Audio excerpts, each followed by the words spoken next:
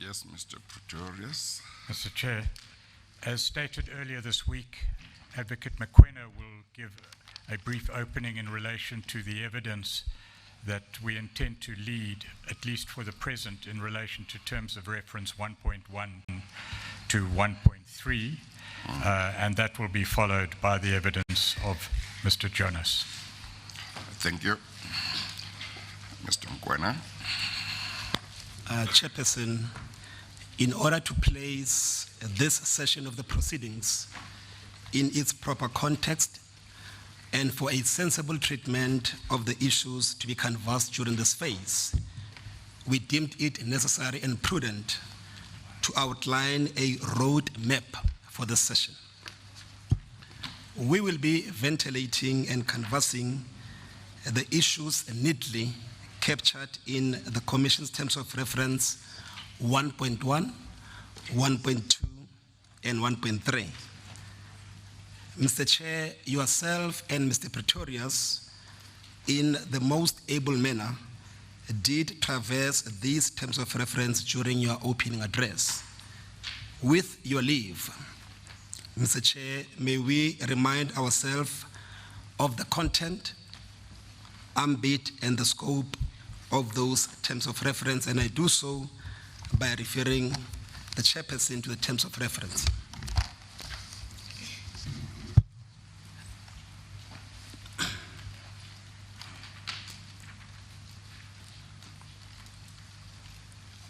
Starting with the term of reference 1.1, the Commission is called upon to inquire whether and to what extent and by whom attempts were made through any form of inducement or for any gain of whatsoever nature to influence members of the National Executive, including deputy ministers, office bearers, and or functionaries employed by or office bearers of any state institution or organ of state or directors of the boards of SOEs. In particular, the Commission must investigate the veracity of allegations that former Deputy Minister of Finance, Mr. Mcebisi Jonas, and Ms. Mentor were offered cabinet positions by the Gupta family. And 1.2, whether the president, that is now the ex-president, had any role in the alleged offers of cabinet positions to Mr. Mcebisi Jonas and Ms. Mentor by the Gupta family as alleged. And term of reference 1.3, whether the appointment of any member of the National Executive, functionary, and or office bearer was disclosed to the Gupta family or any other unauthorized person before such appointments were formally made and or announced, and if so, whether the president or any member of the National Executive is responsible for such conduct. Mr. Chair, however, for the purpose of this session, we will be focusing and dedicating our attention to the following aspects of the terms of reference. We will interrogate and canvass the first portion of the term of reference 1.1 in as far as it relates to that conduct of inducement and influence pertaining to National Executive and deputy ministers. And as far as it relates, and then we will also include in this session reference to deal and investigate the veracity of the allegations that the former Deputy Minister of Finance, Mr. Mcebisi Jonas, and Ms. Mentor were offered cabinet positions by the Gupta family. And then also we'll be dealing with term of reference 1.2 in its entirety. When it comes to term of reference 1.3, we will also be focusing mainly on those appointment or removals of the national executive. And those, Mr. Chair, in as far as the terms of reference pertains to office bearers and or functionaries and or the boards of the SOEs, that term of reference in its nature is very broad. Documents are still being collated and the investigations are still ongoing. In essence, Mr. Chair, that aspect of the term of reference will receive and be addressed not in this session or phase, but it will be given the attention in due course. Mr. Chair, in order to proper lay foundation to the evidence which will be adduced during the session by the witnesses which are called forward by the Commission, with your leave, we seek to briefly deal with an interpretation issue which has a direct relevance to the testimony of the witnesses we intend calling. We know, Mr. Chair, what the terms of reference 1.1, 1.2, and 1.3 expressly provides. What these terms of reference do not expressly provide is whether and or to what extent and by whom attempts were made through any form of inducement or for any gain of whatsoever nature to influence the removal of the national executive, deputy ministers, office bearers, and or functionaries employed by or office bearers of any state, institution, or organ of state, or directors of the boards of the SOEs. Equally so, Mr. Chair, you'll see that term 1.2 of the terms of reference does not expressly provide for the investigation pertaining to whether the former president had played any role in the removal of any member of government or organ of state or office bearers and or functionary employed by any state institution and or SOE. The question, therefore, Mr. Chairman, is whether terms of reference 1.1 and 1.2 should be interpreted literally, narrowly, and limited only to the investigations pertaining to the unlawful and illegal inducement and influence made in the appointments without properly interrogating the obvious consequences being the removals. It is our view, Mr. Chair, that the allegations in relation to the removal of government officials were directly investigated and dealt with in the report of the public protector. May we refer the chair to the public protector's report, and we find comfort on page 29 with specific reference to paragraph 2.5 under the heading Key Allegations. The public protector recorded the following. It's on page 29, Mr. Chair. Paragraph 2.5. The complaints followed media reports alleging that the Deputy Minister of Finance, Honorable Mr. Mcebisi Jonas, was allegedly offered the post of Minister of Finance by the Gupta family long before his then colleague, Mr. Nhlanhla, was abruptly removed. And we put emphasis therein, Mr. Chair, removed by the Gupta family, which has a long-standing friendship with President Zuma's family and a business partnership with his son, Mr. Duduzane Zuma. The offer took place at the Gupta residence in Saxonwold, city of Joburg, Gauteng.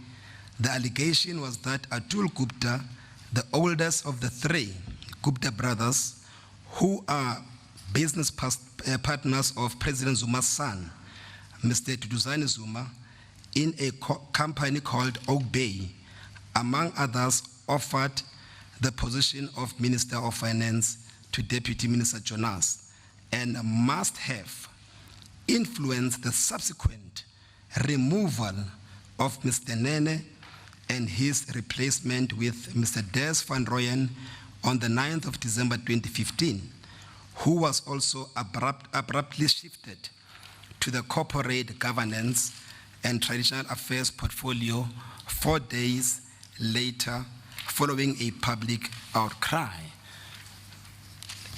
May we also invite the chair to have regard to page 34 of the Public Protector's report in support of our interpretation to the terms of reference that they must include the removals. With particular reference, Mr. Chair, to paragraphs A to C, under the heading Alleged Breach of Executive Member Ethics Act 1998, the following is recorded.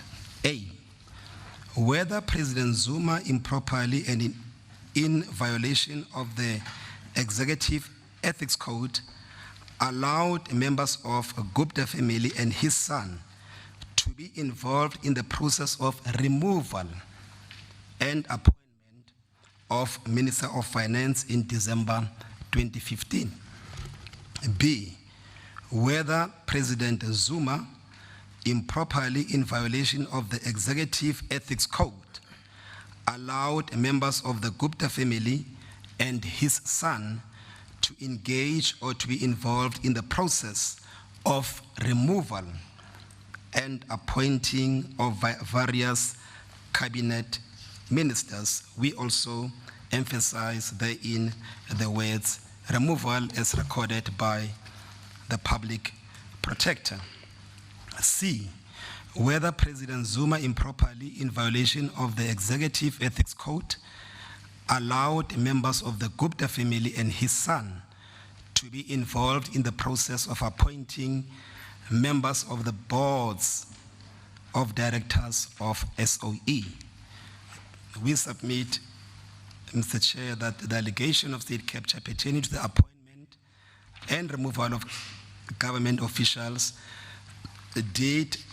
were indeed investigated upon by the Public Protector, and they are recorded in various portions of the Public Protector's report. Mr. Mkwena, until somebody comes up and argues the contrary before me, yes, my inclination is that it's logical that the dismissal also needs to be investigated. yes. So unless you need to do so for the purposes of completeness in terms of your opening statement, you don't need to persuade me that the dismissal falls within. My prima facie view is that it does. I remain open to anyone who might at any stage want to argue that it doesn't. I will look at that and make the decision at that time. But as of now, I think you can take it that my prima facie view is that it does. Mr. Chair, we are then comfortable. We don't need to make any further submissions in that regard. We have prepared, Mr. Chair, for ease of reference, a bundle that we will be conversing with Mr. Jonas. With your leave, Mr. Chairperson, we propose that it should be marked Exhibit C1 We further propose that additional documents which will be filed in relation to term reference 1.1, 1.2, and 1.3 should be marked chronologically from C2 until the last number. In that way, Mr. Chair, we will be able to navigate ourselves through documents even at the stage whereby the record becomes voluminous. At least we'll be knowing that in relation to term reference 1.1, 1.2, and 1.3, we will be having that C number specifically allocated to the documents to be filed by different parties in respect of those terms of reference. And I beg leave to formally, I'm told that this has been formally being handed, the bundle simply to be marked C1. That is the bundle, Mr. Chair. With reference to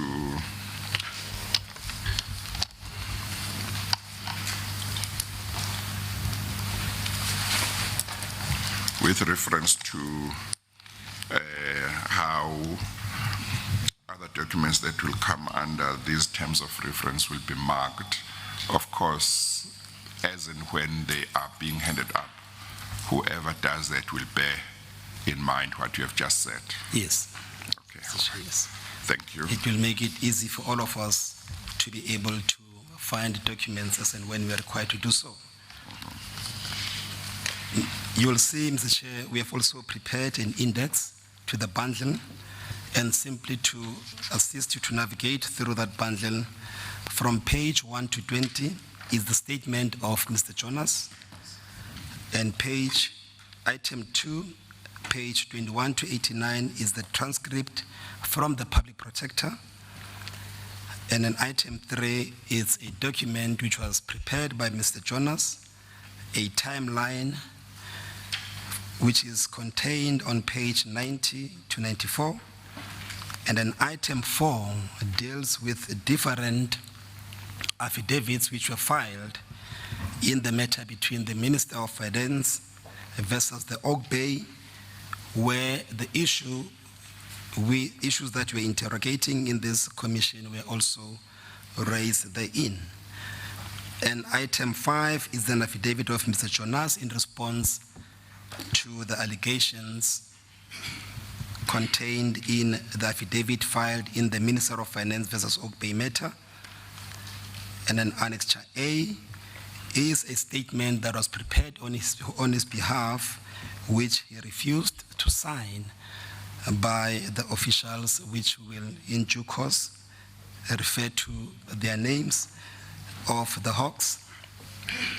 And item 7 is the GPRS records, and item 8, Mr. Chair, is the telephone records, which will deal with same to the extent that it becomes necessary. Mr. Chair, we are ready to lead the evidence of Mr. Jonas.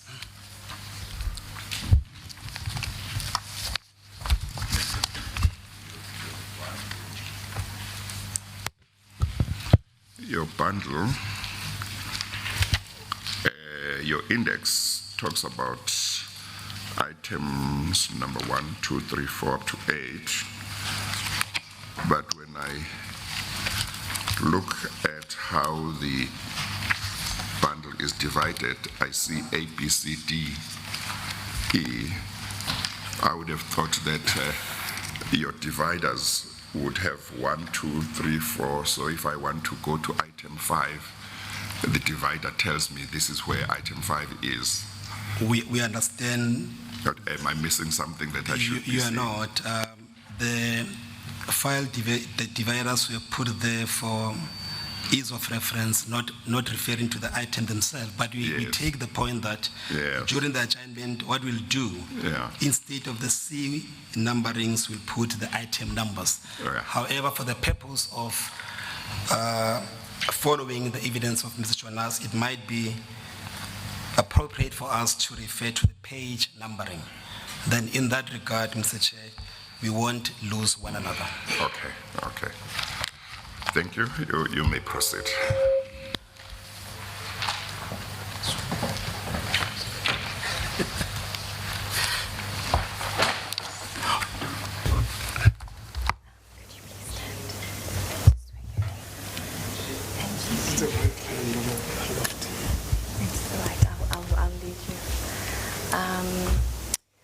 Do you have any objection to making the prescribed oath?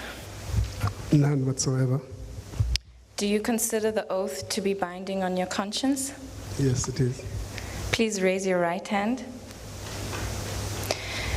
Do you swear that the evidence you shall give today shall be the truth, the whole truth, and nothing but the truth, so help you God? I do, so help me God. Thank you. Mr. Chair, before proceeding with leading the evidence of Mr. Jonas, Mr. Chingrove is here to register his presence. He is part of the legal team of Mr. Jonas. Thank you. May I confirm that, Chair? Thank you, Mr. My name is Chairman. Vim Trengo. I appear for Mr. Jonas, Yes. instructed by attorneys Bokwana, Burns, and Nortons. Thank you very much, Mr. Trengo. You may proceed, Mr. Yes. Mkwena. Mr. Jonas, during this phase of the hearings, the Commission will be addressing the terms of reference 1.1, 1.2, and 1.3. And are you aware of that? If you can speak closer to the mic so that you are able to capture your Yes, I answers. am, sir. Yes. Before you do so, you proceed, Mr. Mkwena. I see somebody next to Mr. Jonas. I don't know who he is. I don't know what he's doing there. He might be sitting to wait for cross-examination. I'm not sure. Oh, you also don't know? Well, maybe I should adjourn and you people sort this thing out. I'm going to adjourn for 5 minutes.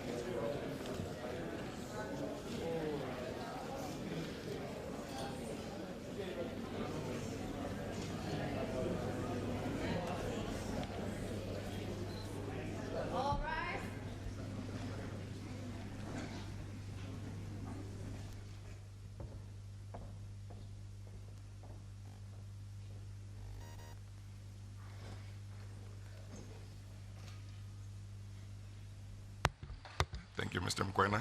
Mr. Chair, we did clarify the issue. It was Mr. Jonas's attorney of records. He Yeah. was merely sitting there to assist him to navigate through the documents, but he has since now joined the rest of us. I think he has done the right thing. Thank you. You may proceed. Mr. Jonas, for your benefit, may I repeat the question that are you aware that for this phase of the inquiry will be interrogating term of reference 1.1, 1.2, and 1.3? I do. Yes. And if we have placed the term of reference next to you, for your benefit, if you may go to page 5, and that's where you'll find term of reference 1 up until page 6. Towards the middle of the page, that's where you find term of reference 1.3. And are you familiar with those terms of reference? With all respect, I do, Chair. Yes. In order to assist this commission, you had provided and furnished us with a witness statement. Mr. Jonas? I did. Yes. May I refer you to the bundle C1, a document contained from page 1 to page 20 of the bundle. Are you there?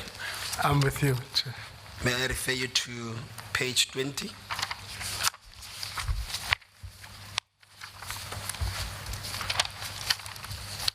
Is that your signature?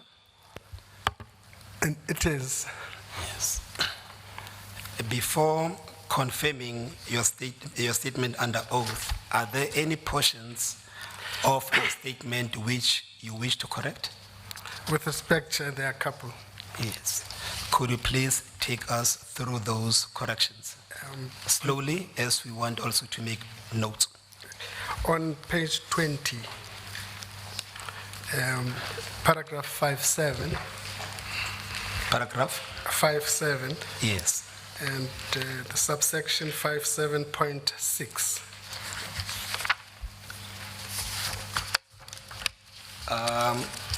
On which page? Page 19? 19, yeah. 19? Yes. Yes. And you are referring to paragraph 57.6. Yes. And then which corrections would you wish us to effect? It says, I was invited at the Hyatt by Hlongwane. That's incorrect. I mean, it reads in the actual statement signed as by Mr. Tutuzane Zuma. Yes. Is that the only correction on that page? Yes, it is. And then the next paragraph? I'm sorry, Mr. Mkwena and Mr. Jonas. So in paragraph 57.6, what words should we delete and in which line? In line 1, Chair, with due respect, I was invited to the meeting at the Hyatt by, it says by Mr. Songane. You delete by Mr. Hlongwane and then you say by Mr. Tutuzane. Okay, I think we should delete Mr. Hlongwane and. Yes. And then we leave by, so that it says by Mr. Tutuzane Zuma. Thank you, Mr. Chair. Okay, thank you. You may proceed. And then where else? The second one is on paragraph 3.7 and 3.8. On page? Let me just check the page. Okay, sorry. On page 10 of the... So we say paragraph 37 and 38 on page 10 of your statement? It is just the order of the paragraph. 38 should be 37 and 37 should be 38. In order for them to follow chronology? In order to keep chronology, yes. Yes.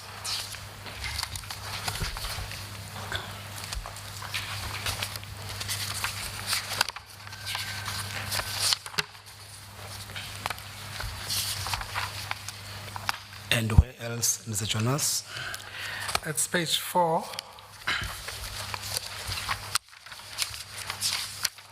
Paragraph 14. Which line? With respect, Mr. Chair, the last line of that paragraph. The one starting with the following: I had received a call from Financial Ngwane. And the rest should read as Mr. Tutuzani was arriving. So the words "while I was with" must be Yes. deleted, Yeah. replaced with the word "as." And then we must add, after Mr. Tutuzani Zuma was arriving, Yes. before the word "and." Yeah. I hope the English makes sense. I'm not sure now. You have captured the essence, Mr. Chair. Yes. Yes. Any other place? I think that's it. Other, Thank you very much. other than that, you're happy, and you're happy with the rest of your statement. With all respect, yes, I am. Yes. Do you confirm the contents of your statement under oath? Yes, I do. Yes. Mr. Jonas, I propose. I'm sorry, Mr. Mokoena, and this may or may not have something to do with the statement by Mr. Jonas that he hoped that the English made sense. The last portion of that line says, "And I told him that I was with Mr. Zuma." Yes. Now the earlier part is now saying, as Mr. Tutuzani Zuma was arriving. So it may or may not be that it's still fine. I don't know. I'm just making. It's fine, sir, the way Okay, that it's, all yes. right. Thank you. Mr. Jonas, I propose to lead your evidence by referring to specific topics and themes. I will deal with your evidence by addressing the following topics. The first one, I will ask you. I'm sorry, Mr. Mokoena. Yeah, I don't know whether it might not be good for the sake of completeness. I think it's implied. For if you are going to lead him on the basis of certain topics, whether he shouldn't at this stage just confirm that other than the corrections that other than the errors that he had picked up, which he has now corrected, he confirms that this statement is correct and he stands by it or something to Yes, that effect. no, he did confirm, Mr. Chair, but Oh, for he did? completeness, yes, he did Oh, confirm okay, that okay. other than those changes that have been Yes. effected, that he Yes. does confirm Okay, his okay. statement under oath. Thank you. I may have missed that. Thank you. Yes. Now, the topics which I propose to converse with you are the following, Mr. Jonas. Firstly, I will request you to deal with the events leading up to the meeting of the 23rd of October 2015. And then secondly, we will deal with the events subsequent to the meeting of the 23rd October 2015. Thirdly, we will I would request you to address the period between October 2015 to December 2015. We will then move on to canvass events which took place from January 2016 to March 2016. We will then also deal in detail with your media statement, which was released on the 16th of March 2016. We will then move on to converse with you and highlight your interaction with the officials of the Hawks. Thereafter, I will refer you to the portions of the transcripts of the public protector wherein your interview with the public protector is captured.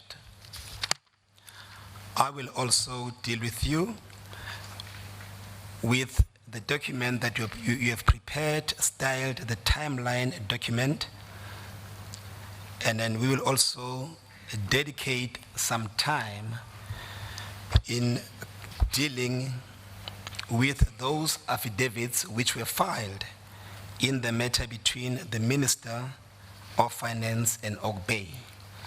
You would recall that Mr.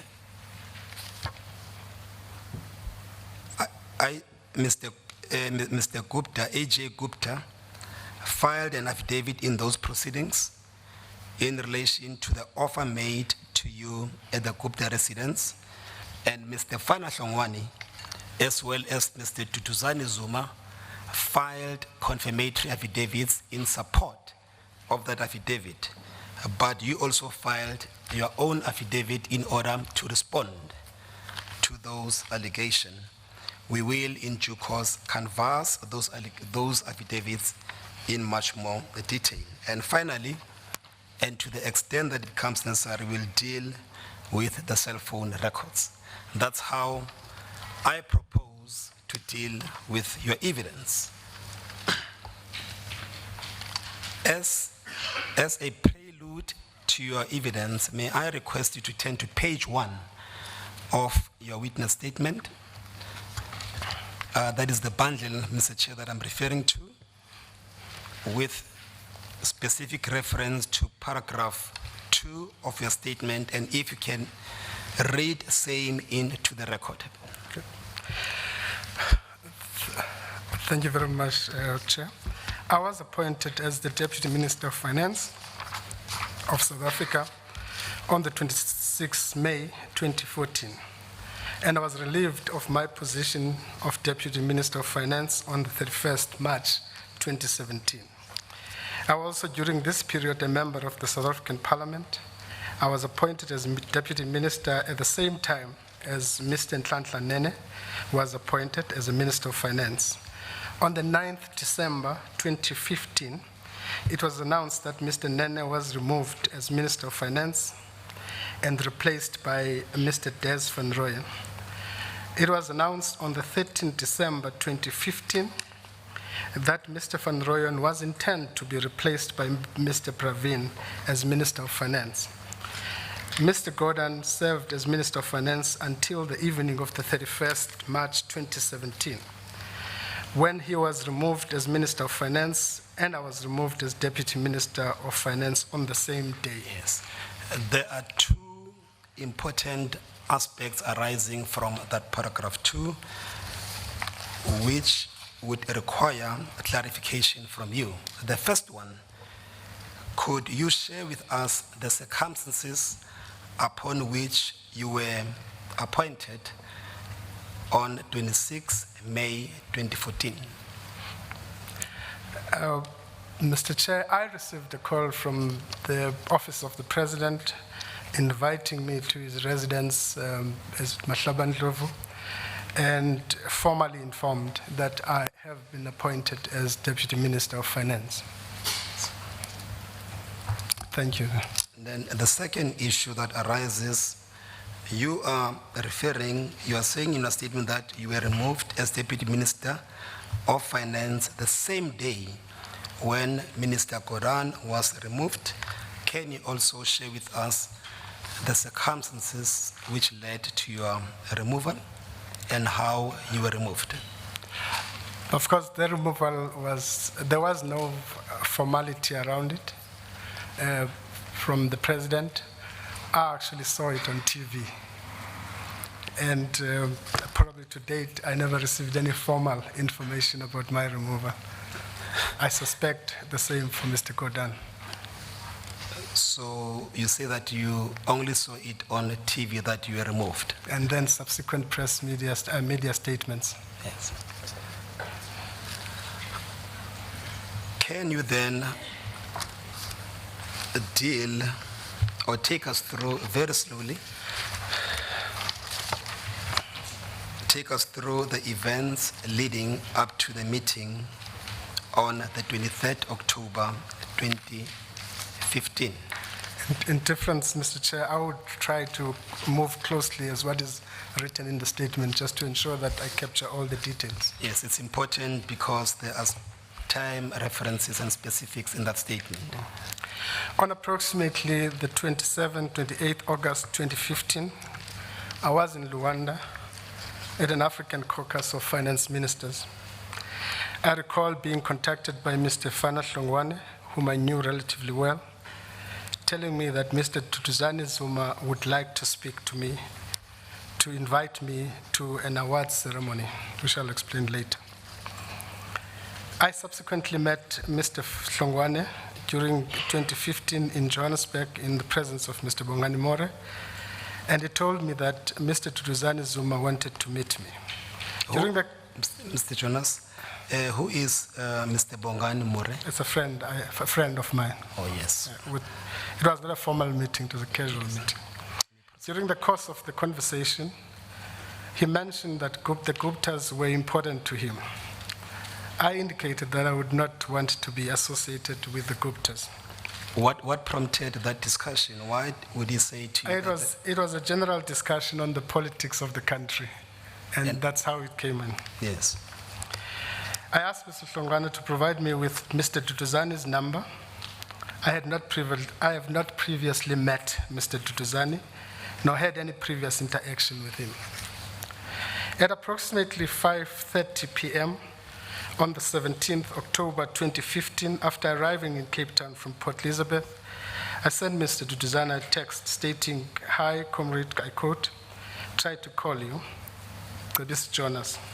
Approximately at 5:36 p.m., I had a short telephone conversation with Mr. Duduzane Zuma.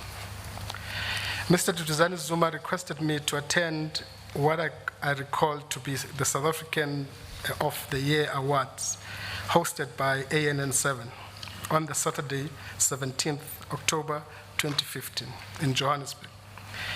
I ultimately indicated that I would not be able to attend, telling him that my schedule would not permit it. Mr. Duduzane Zuma said that he would like to talk to me nonetheless and ask whether we could meet sometime after the awards. At that point, did he indicate to you why he wanted to talk to you? There was no indication, sir. Okay, yes, President. On the Monday, 19th October 2015, at approximately 12:38, I sent Mr. Duduzane Zuma a text message which read, "Can we talk when I, in response to a missed call," there was a missed call by Mr. Duduzane, and I responded to him by saying, "Can we talk?" I was about to fly from Johannesburg to Cape Town. I received 2 missed calls from Mr. Hlongwane that evening at approximately 9:37 p.m. and 9:38.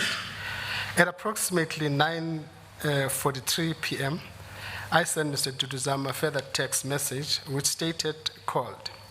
I then received a call from Mr. Duduzane at 9:43 about arranging a meeting, and I indicated to him that I would be in Johannesburg later in the week and that it may be possible to meet then. On the 22nd of October 2015, I flew to Cape Town, from Cape Town to Johannesburg. On landing in Johannesburg, I noticed that I had received a text message from Mr. Duduzane Zuma, which read, "Good morning, sir. I trust you made it out of the Parliament building unscathed.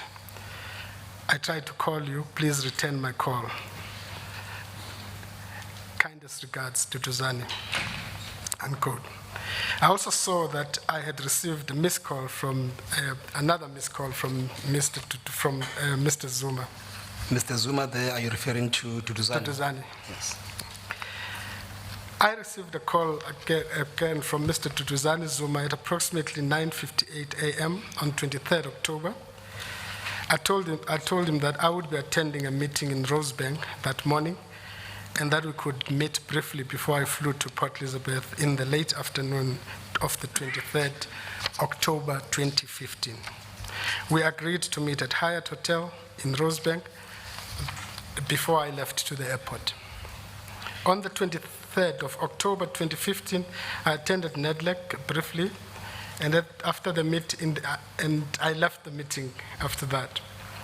I sent Mr. Duduzane a text message at approximately 11 a.m. to change our agreed upon time, which stated, quote, "Can we make it 1:30, same place," which is Hyatt. He responded with a text saying agreed.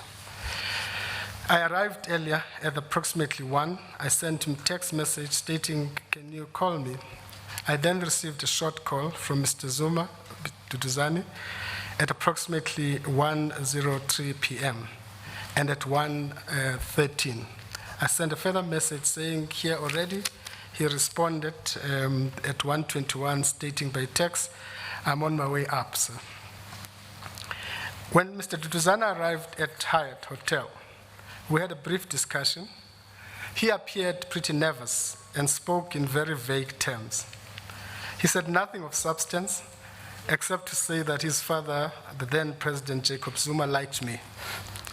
After a while, I indicated that I was under pressure, under time pressure. He said that the place was too crowded and that he had important matters to discuss, but that he wanted other people to join the discussion and that he wanted to drive to a more private place, which he said was close by. But did he tell you who are these other people that he wanted to join the discussion? With all due respect, he didn't. He didn't. Chair. I assumed we would be going to an office nearby, so I said, let's go.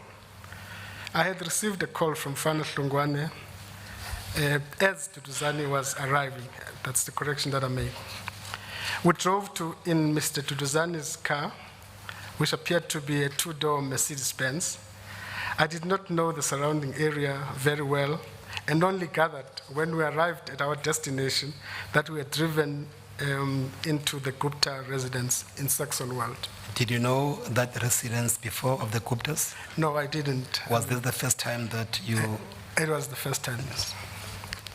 Mr. Duduzane had not suggested to me when we left Hyatt that we were going to the Gupta residence or that we were to meet the Guptas. As Mr. Duduzane passed the car, I noticed that Mr. Fana Hlongwane had also arrived at the Gupta residence. We went into the house, and Mr. Duduzane, Zuma, and Mr. Hlongwane led me into a lounge where we sat down and started chatting. Neither Mr. Duduzane nor Mr. Hlongwane suggested what the meeting would involve. Neither of them suggested that the meeting would involve any of the Gupta members, family members. We had not spoken for a very long time when one of the Gupta brothers walked into the room and sat down. I had not previously met any of the Gupta brothers, but I recognized him as one of the Gupta brothers from media reports. At the time, I did not know his name, as he did not introduce himself, but simply started talking. I have subsequently looked at press articles which depict the various Gupta brothers. Based on these photographs, I'm relatively certain that the Gupta brother at the meeting was Ajay Gupta. But I cannot exclude, based simply on the photograph, the possibility that it might have been Mr. Rajesh Gupta. Mr. Duduzane Zuma and Mr. Fana Hlongwane both remained silent while Mr. Gupta spoke, and they did not participate in the interaction which followed, although they both remained in the room. Mr. Gupta opened the conversation by stating that we know you, and that he had been told that I was being blackmailed by Mr. Hlongwane. I replied that that was not true. He responded by stating that that was not why he had called me. Anyway. Did Mr. Hlongwane at this stage respond? No response. Or reacted to these remarks from Mr. Ajay? No, he just shook his head anyway. No response really, no words. He said that we have been gathering intelligence on you, including those closest to you, such as my friend Rastam Mohammed and my chief of staff, Nkosi Mbuniswa. He described both as being poor and useless. He emphasized that they, which I understood to be the Gupta family, have the capability to gather such information, and that they had gathered a lot of information on me, which they could use against me. He said that as far as he was concerned, this meeting never happened, and that if I were one day to suggest that this meeting had occurred, they would destroy my political career. I understood him to be creating the impression that they had information on me that they would use to destroy my political career if I revealed that the meeting had taken place. Did you, at that stage, interact with him? or say anything to him No, I when he listen. made those remarks? I listened. He was talking like a radio. Yes, proceed. Should I proceed, Mr. Yes, we proceed. Furthermore, Mr. Gupta said that they were well aware of my activities and that I was working with the ANC General Secretary, Mr. Gwede Mantashe, Treasurer General, Dr. Zweli Mkhize. He also said that these activities were not good for me and these were bad guys. He expressed the view that I was part of what he referred to as a thing within the ANC and government. I can only assume that this was suggesting that I formed part of a faction or a process intended to undermine the then President Zuma. And I must state in this regard that my relationship with President Zuma at the time was pretty good. I interjected and refuted his view and stated that I was nothing more or less than a part of ANC and that my activities in the ANC and my work in government had nothing to do with anything other than the interest of the country. Had nothing to do with him. With him. Yes. I asked him directly what was the purpose of the meeting. Mr. Gupta said, the old man, referring to the president, seemed to like me and that they have called me to check me out. I quote that. And to see, I quote again, whether they can work, and I quote, whether you can work with us. He also said that the president was going to fire Mr. Nene because he could not work with them. I understood, again, this to be a reference to the Gupta family. At that time, what portfolio was Mr. Nene holding? Mr. Chair, Mr. Nene was the Minister of Finance. He said that, I'm sorry, Mr. Mokoena and Mr. Jonas. It might be easier to deal with this here and now than much later. Yes. In paragraph 20 of Mr. Jonas' statement, where he refers to the ANC Secretary General, Mr. Gwede Mantashe, from what he has said, it seems to me that it should not be saying Treasurer General and Dr. Zweli Mkhize. Awesome. It should be saying Mr. Gwede Mantashe and Treasurer General, Dr. Zweli Mkhize, rather than and. It makes sense that way, Mr. Chair. Thank we you have very much. effected that correction accordingly. Thank you. Mr. Gupta said that the old man, the president was going to fire Mr. Nene because he could not work with them, which I understood to refer a reference to the Gupta family. He said that, I quote, you must understand that we are in control of everything, unquote. The National Prosecuting Authority, the Hawks, the National Intelligence Agency, and the old man do, and I quote, will do anything we tell him to do. He said that the old man intended appointing me as the Minister of Finance. I was at this stage shocked and angered by this statement, and I said that I was not interested in becoming a Minister of Finance. Now, at this stage, where is Mr. Fana Hlongwane and where is Mr. Tutuzani Zuma? They are in the room quiet, as if they don't exist. Okay. Mr. Gupta ignored what I said. He said emphatically that I must become Minister of Finance because that is what we want, the we want. By that, I would have to work with them. He also said that if I worked with them, I would become very rich and that he could immediately offer me 600 million. He pointed at Mr. Duduzani and said that they had made him a billionaire and that he had bought a house in Dubai. He said that they worked closely with a number of people, including Lynn Brown and Brian Molife. As a result, they were protected. In other words, those people who work with them are protected. He said that Mr. Molife is very safe and that his career path is very clear and that nobody would touch him and I would be safe too. Now, when you referred to, I just want to make sure that your evidence is accurately captured. When you refer to the offer, is that 600 million that you were offered? 600 million rents. Yes. In rents. Yes. All right. You can proceed from Before he proceeds, Mr. Jonas, 600 million. yes, thank you. That last sentence of paragraph 23, I seem to be hearing you to say touch him and not me. It's written me. Oh, touch him, yes. Yes. No, is it supposed to be me or is it supposed to be him? No, it's me. He said, assuming that I work with them, nobody would touch me, and I would be safe. You may have said him earlier on. You don't know whether I heard correctly. It might be a slip of tongue. Okay, all right. Now, I just want to make sure that where what you say might be different from what is written here, you are aware of it and you can explain. Okay. You may proceed, Mr. Mkwena. Thank you very much, Chair.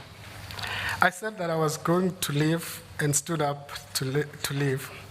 I said that I was not interested in being a Minister of Finance, and if he thought I would work with them, he would have to tell me precisely what it is that they do. At that point, Mr. Zuma and Mr. Hlongwane also stood up. I was angry at the stage, and he was also a bit emotional. He was also emotional. He said something along the lines of, I quote, "Look, do you know who we are dealing with?" He was agitated and said, "You think it is illegal?" He said that everything that they do is legal and that they create jobs and contribute to the economy. He said that at the moment, we, which I understood again to be the Gupta family, earn about 6 billion from the fiscus through various entities, including Eskom, Transnet, and government departments. He said that they wanted to increase this amount to 8 billion, and that they thought I could be helpful in this regard. Mr. Gupta said that they had determined that the National Treasury was a stumbling block for their growth, and that they wanted, I quote again, to clean up Treasury. He said that when I'm appointed as Minister of Finance, I would have to remove the Director General, Lungisa Funzile, Head of Tax and Financial Sector Policy, Mr. Ishmael Momiat, the Deputy Director General, Mr. Andrew Donaldson, and the then Chief of Procurement, Kenneth Brown. Further, he said that they would provide me with replacement of all of these people, and that they would provide me with the necessary support, including advisors. Before you proceed, Mr. Jonas, I noted that in that paragraph which you have just finished, when you came to, I think, 6 billion rand, you just said 6 billion. And I think when you read 600 million, you also left a rand. Okay. I think try as much as possible to read it as is, except if you pick up that it's incorrect, in which case you must just state that on record. And definitely, Thank you. I said that I was under time pressure, and again encouraged him to set out precisely what they do, suggesting that this would allow me to take an informed decision. For the sake of clarity, my question was not intended for the purpose of seriously considering his offer, but it was intended as a provocation to seek to draw him out in the context of the unfolding state capture phenomenon that we were at that point, trying to make sense of and to determine who was involved. And it was, in a sense, trying to flush them out. Did he answer your question as to what were they doing? I'm coming to that. Okay. I began to walk away, and Mr. Gupta motioned to both Mr. Zuma and Mr. Hlongwane to hang back. And as I was walking to the door of the house, Mr. Gupta directed me to a bar area and said that they were serious about offering me 600 million rand, and that it would be deposited into an account of my choice, and that they could open an account for me. I could stash it in Dubai.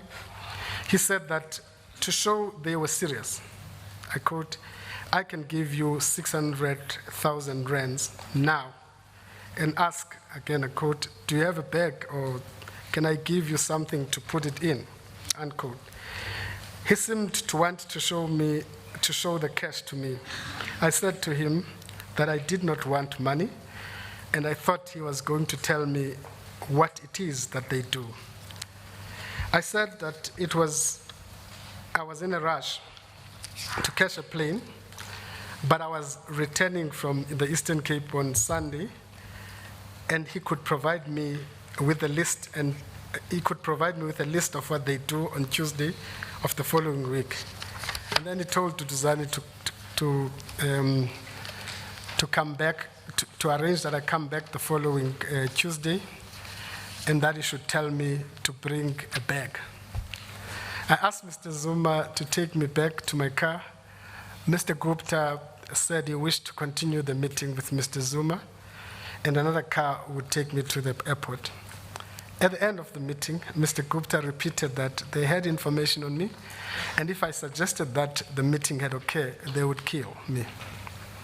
Can I refer you back to paragraph 28? Now, at that stage, when Mr.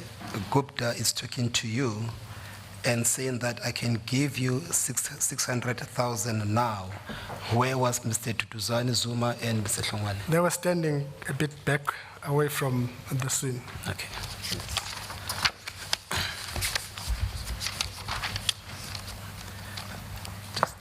I was then driven to the airport by what I assumed to be one of their vehicles, the Gupta Now, vehicles. as we are seeing that they were standing back, could they hear what he was saying? Indeed, they were very close, so they had. Now, Mr. Jonas, can we then move on to deal with the events subsequent to the meeting of the 23rd of October 2015? But before you do that, may I inquire from the chair that now that we did begin with our hearing at 9:30, I'm not sure when will be the appropriate time to take a tea adjournment. Maybe we should take it at 11. Is that convenient to everybody? It will be. It will be. Okay, all right. We'll take it at 11 then.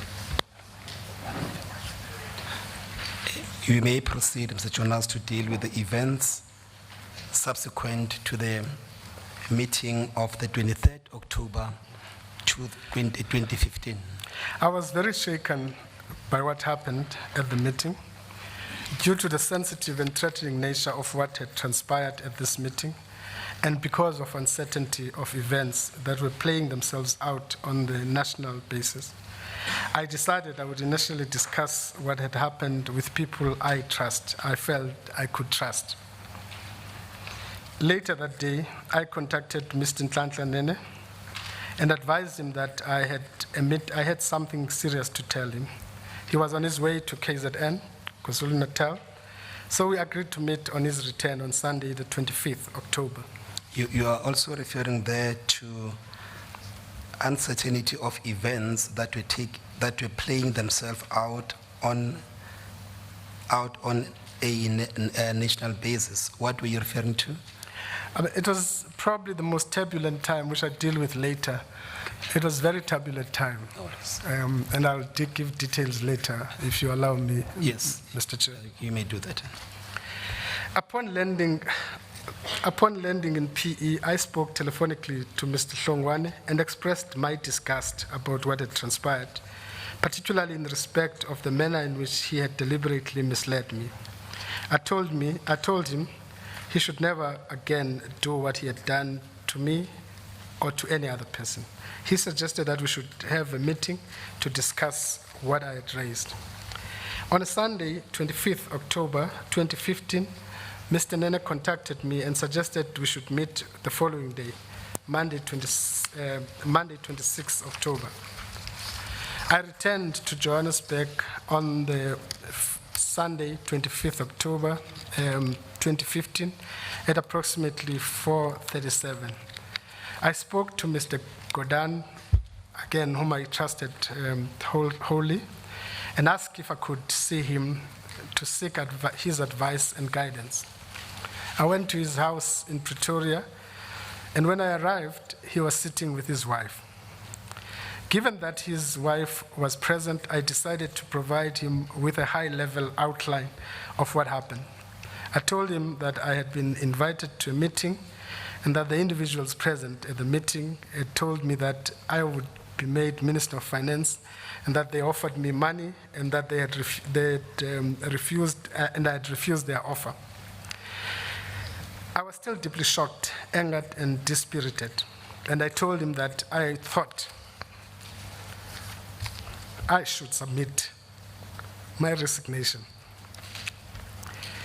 The following day, Mr. Gordon suggested that I should not resign at that time, but should wait until we have some time to consider the matter further and get into more details, and also to decide what would be in the best interest of the country.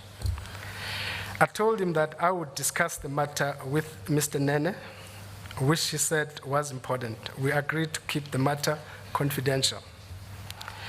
I received 3 missed calls from Mr. Hlongwane and between 6:49 p.m. and 7:57 p.m., as well as 1 missed call from Mr. Duduzane at 8:18 p.m. On Monday, Do you know the date? Are you able to place us in terms of the date? I think it was on the 25th, I think, from 25th. I deal with on 38th, I think. Yes. On Monday, 26th October. Maybe here you might want to start first with paragraph 38. At and after 8:22 p.m. on 25th October 2015, I received a text from Mr. Duduzane Zuma in which he stated, "Good evening, sir. I tried to call you. Please return my call." On Monday, 26th October at 6:58 a.m., I sent Mr. Duduzane a text message stating, "Hi, bro, can we postpone today's session to Thursday? Did not realize how hectic my official schedule is, Jonas." I did not meet him again. But do you know why he wanted to talk to you? I assume that because I said they should give a list of what they do, maybe he was trying to arrange that. So sorry, Mr. Jonas. This is important. You might not appreciate its importance. I think in that paragraph 38, or the one starting at 8:22 p.m. Yeah. When you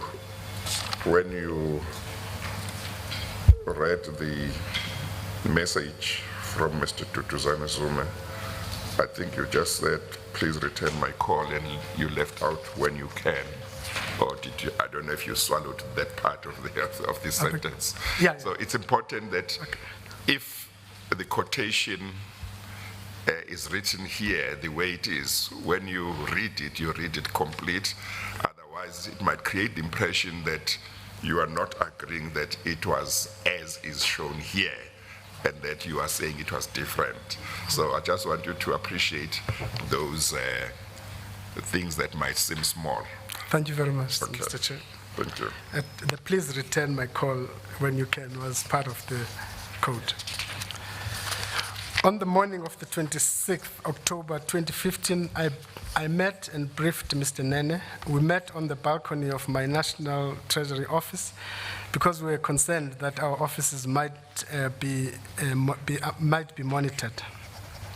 I told Mr. Nene exactly what had happened at Saxon World meeting, including that I had been told in clear terms that he was to be removed from office.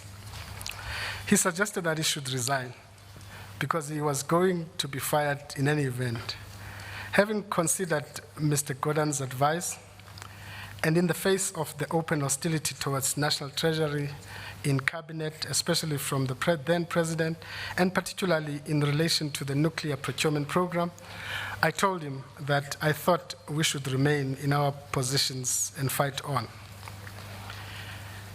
if only to hold the line for the Finance Department he agreed with my proposal in this regard.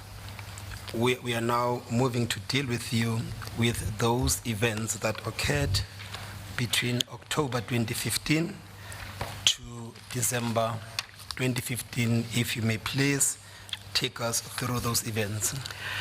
At this point in time, I did not see any point in reporting the matter to either the police or the Hawks, as I believe that these institutions were seriously compromised, and I saw no reasonable prospect of this matter being properly and fairly investigated. This was both at a general level. By the then President Zuma had secured loyal intelligence and security apparatuses by weeding out most of the experience and technical capability in the various institutions. And at a personal level, given the threatening statements which had been made by Mr. Gupta during the course of the meeting, I anticipated that reporting the matter would simply result in reprisals against me. My concern in this regard were subsequently amply underscored by my later interaction with Major General Mnonopi in relation to the complaints which had been laid by David Mainir of the Democratic Alliance and Dennis Bloom of COPE. And this interaction, you are dealing with it later in a statement. I deal with it, Mr. Chair, later.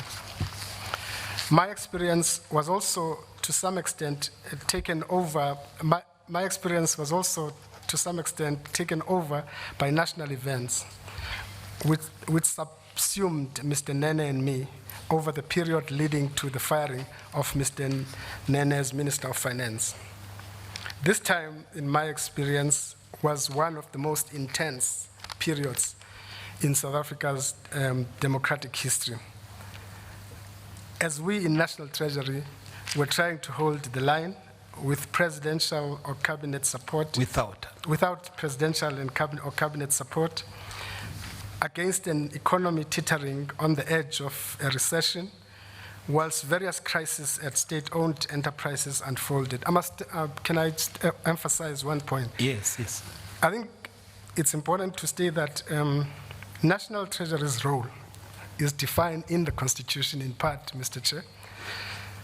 But execution of that role largely depends on the Constitution in part, but also it depends on absolute support from the President. And I think in the Cabinet. Because some of the issues you deal with are regulatory issues, and you have to guide expenditure of departments, and sometimes you have to censure departments for irregular expenditure and many other things. So that's a very critical part. You also have to manage fiscus broadly to ensure, it escalating into a fiscal crisis. So both political and the legal constitutional framework are important for that. And what we were lacking at the time was the political part. Because the president was, it was clear that both the cabinet, the president, there was huge hostility towards the National Treasury in general. Yes. In retrospect, a number of these events appear to have been linked to the capture of various state institutions by the Gupta family. Simultaneously, the pressure on us from the former president and other members of cabinet to approve the nuclear deal was immense, and was ultimately the trigger of Mr. Nene's dismissal on the 9th December 2015, after he again refused to back the deal at a cabinet meeting on that day. Do you know which deal?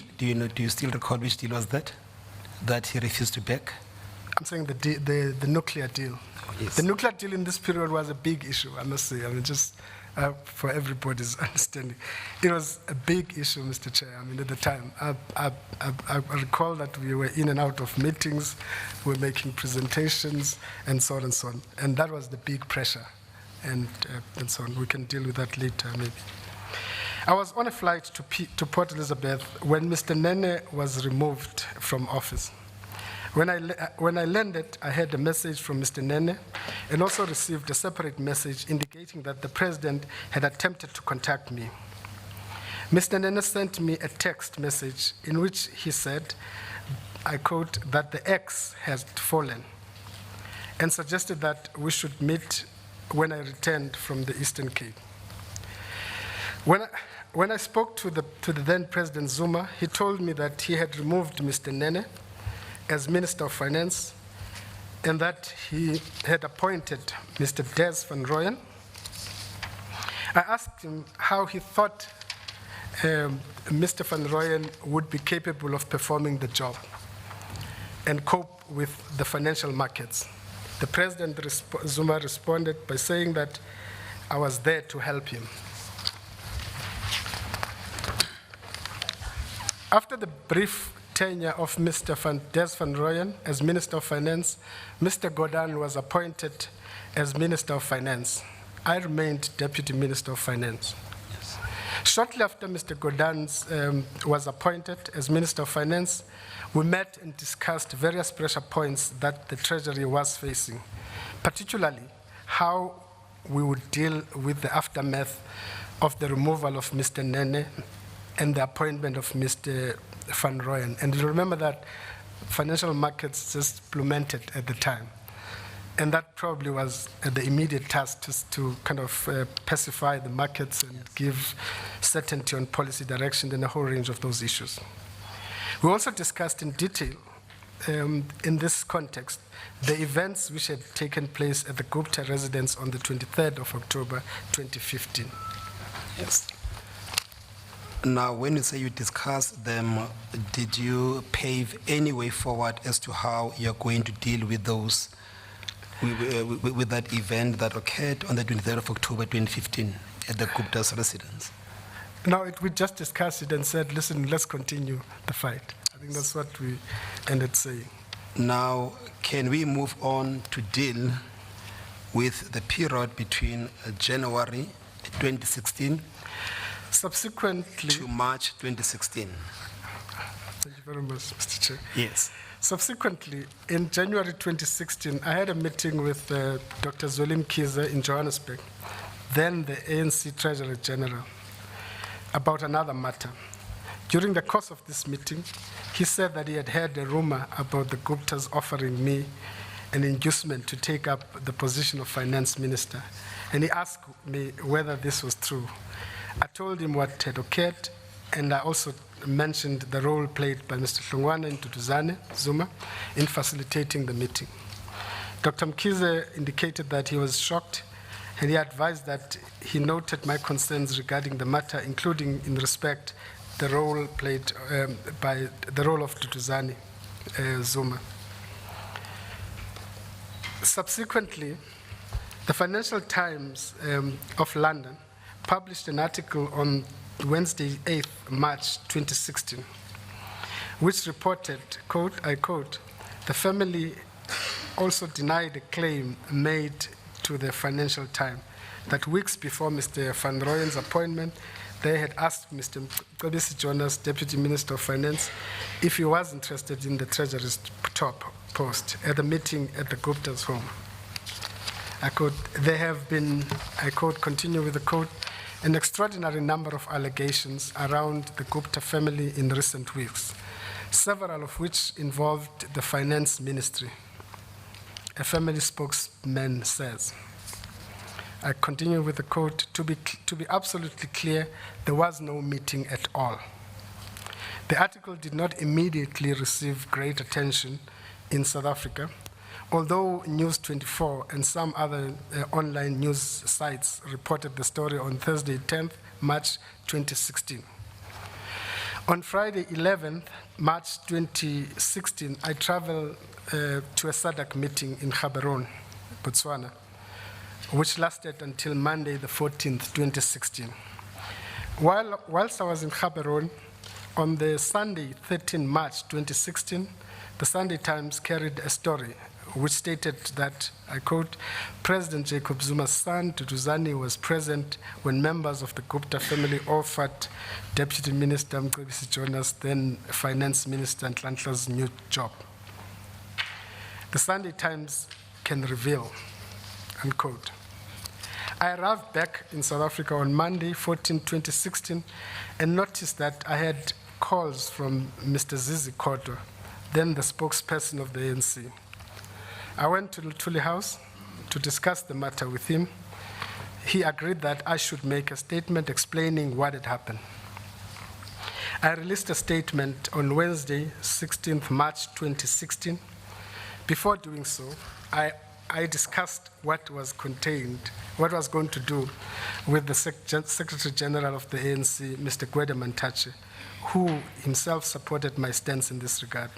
For ease of reference, I have quoted the content of the statement below. Yes. Mr. Jonas, for importance and centrality of the issues relevant to this commission, and with the indulgence from the chair, could you please read the contents of that statement that you made into the record? Media statement by Deputy Minister of Finance, Mr. Mcebisi Jonas, MP. I have decided to respond and clarify certain questions that have been in the public domain recently. I do so in accordance with my conscience, my political values, and the best traditions of my organization, the African National Congress, of which I have been a member since my early teens. I regard our constitution as being sacrosanct, and it embraces the values that South Africans struggled for and what we live by. I was appointed Deputy Minister in terms of constitution by the President of the Republic of South Africa. Any practice that conflicts with the prescripts of the Constitution must be challenged in the interest of our democracy and the accountability we have to our people. The African National Congress that we have been and continue to be proud of members of has offered us opportunity to serve our country, an honor that I do not take for granted. My historical commitment to the liberation of our people has not waned. My daily decisions and actions are informed by understanding that true political freedom will be achieved through deliberate and active management of a transformed yet inclusive growing economy. The current economic climate presents many key risks for our country, which require responsible leadership to avoid full-blown crisis. We have to unite on the key issues relating to managing macroeconomic risk while urgently unlocking new resources of growth and jobs, all hands on the deck. The extent to which we are able to navigate the current macroeconomic challenges, restore investor confidence, and rapidly stimulate growth will depend on heightened levels of political leadership. The narrative has grown around the issue of state capture. The narrative that has grown around the issue of state capture should be of concern to all responsible and caring South Africans, particularly those of us who have accepted the task to lead our people. We cannot afford to ignore the obvious impact these sentiments may have on our country and the resultant potential of undermining our moral authority. Neither can we afford to allow the attempts to capture the state to divert us from dealing with the challenges that our country faces. We have made our people, through our public pronouncement and private conduct. Therefore, let me state the facts on the matter of whether I was approached by non-governmental individuals in respect of the position of the Minister of Finance. Members of the Gupta family offered me the position of Minister of Finance to replace the then Minister Nene. I rejected this out of hand. The basis of my rejection of their offer is that it makes mockery of our hard-earned democracy, the trust of our people, and no one apart from the President of the Republic appoints ministers. Let me also place it on record that there was no discussion between the Deputy Secretary General of the ANC, Mcebisi Jonas, and myself on this matter. I have hesitated to speak out publicly on this matter until now, but I feel it is no longer possible to remain quiet. Of primary concern to me is that this issue has a real danger of diverting attention away from the real and urgent challenges we face. I'm committed to good governance, abiding by the constitution of our country, and being accountable to our people who repeatedly express their confidence and trust in us through election after election. It is this constant state of awareness and consciousness drummed into most of us throughout our service in the National Democratic Revolution, led by the ANC, that has provided us with the moral capital and tools to apply sound judgment, navigate challenges that emerge in the natural course of societal leadership. It is only through these values and moral covenants that I serve my organization, my fellow countrymen and women, and my beloved South Africa. Finally, I remain confident that the challenges that we face as a nation will be overcome if we collectively use our efforts for the benefit of all. I'm resolute in playing part in preserving the integrity of National Treasury as an institution in my capacity as Deputy Minister. I'm also committed to making my contribution towards building a prosperous South Africa led by our glorious movement, the African National Congress. Chairperson. Yes, may I just finalize that? Issued on behalf of Minister of Finance, date 16 March 2016. Chairperson, I see that it's 11 o'clock. Okay, we'll take the short adjournment for tea, and we'll be back at 11:15. All rise.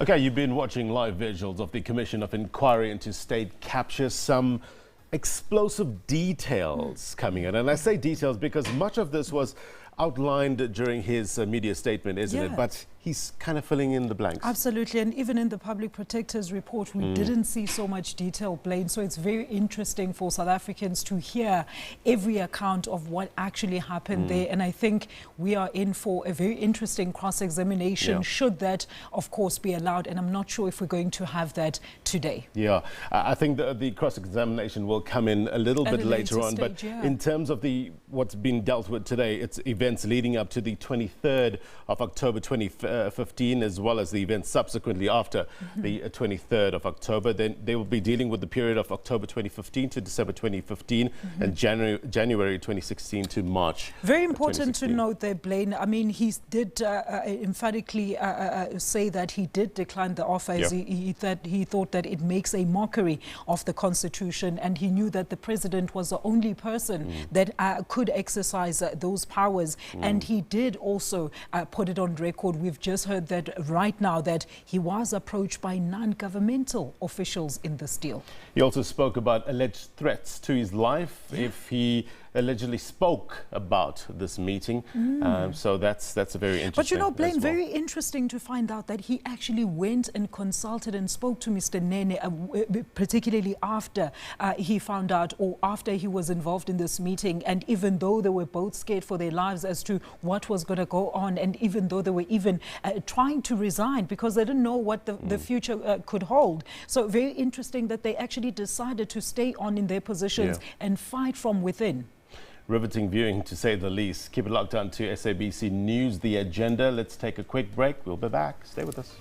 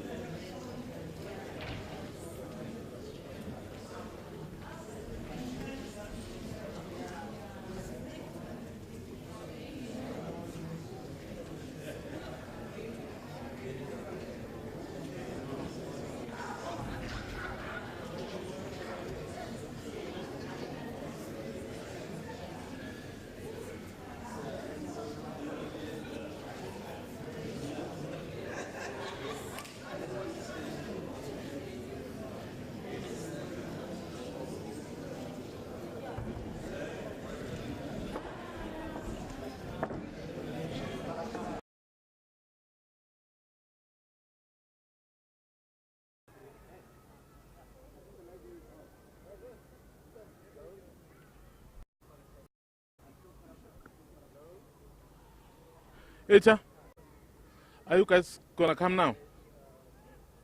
Yeah.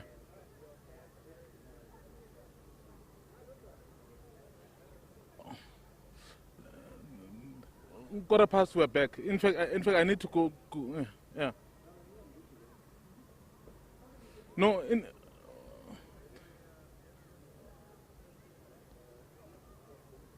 okay. So, yeah, bro. Yeah. Yeah. Oh, okay. Yes.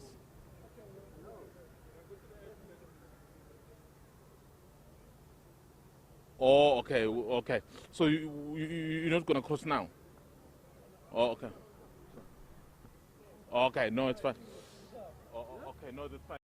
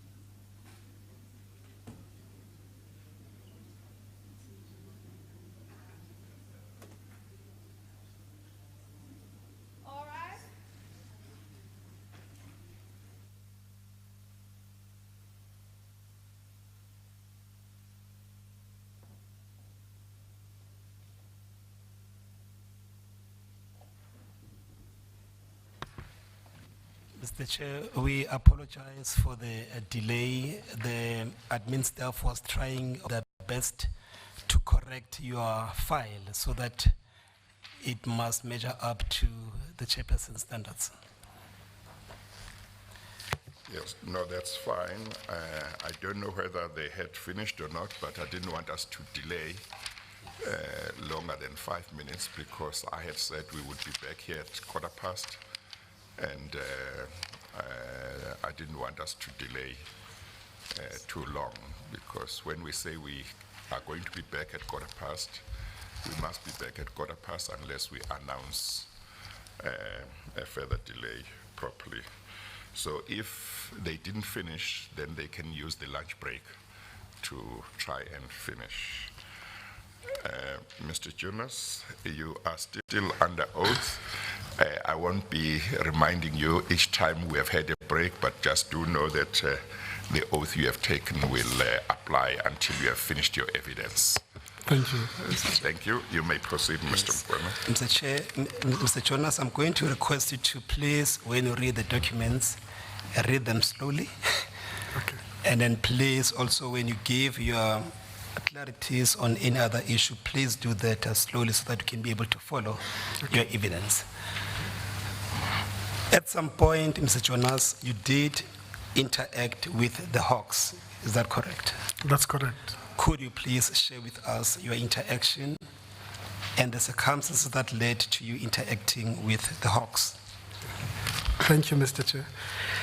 A further article appeared in the Sunday Times on the 3rd April 2016, which reported that I had alleged that the Gupta family had offered me the position of Minister of Finance in the place of Mr. Nene in 2015. I was subsequently contacted by General Benning Ntlameza of the Directorate of Priority Crime Investigation, the Hawks, pursuant to a complaint which had been made by Mr. Bloom and Mr. Mainir. He asked me to provide a statement and said that we need a statement from you to help us finalize this case. He told me that they were working on a statement for me and that Major General Mnonopi would contact me in this regard.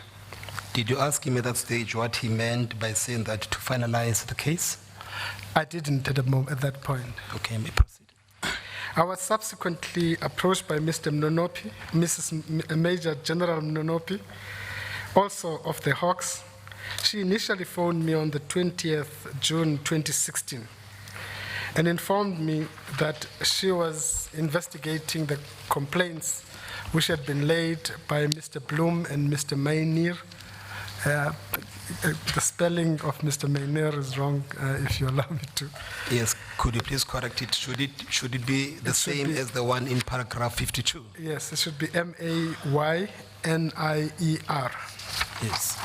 And she said that the complaints related to allegations of corruption and that the complainant, Mr. Mainir, referred to the Sunday Times article of the 3rd, 2016, and the complainant, Mr. Bloom, referred to my media statement. She said she was coming to see me at Treasury with a prepared statement. At that point, I called Mr. Mcebisi Jonas, my attorney, to ask him to be present at this meeting. Major General Mnonopi told us that this was I quote, a DA matter, unquote, and that I did not want to help the DA, and that they wanted to kill the case. What is this matter that was referred to as a DA matter?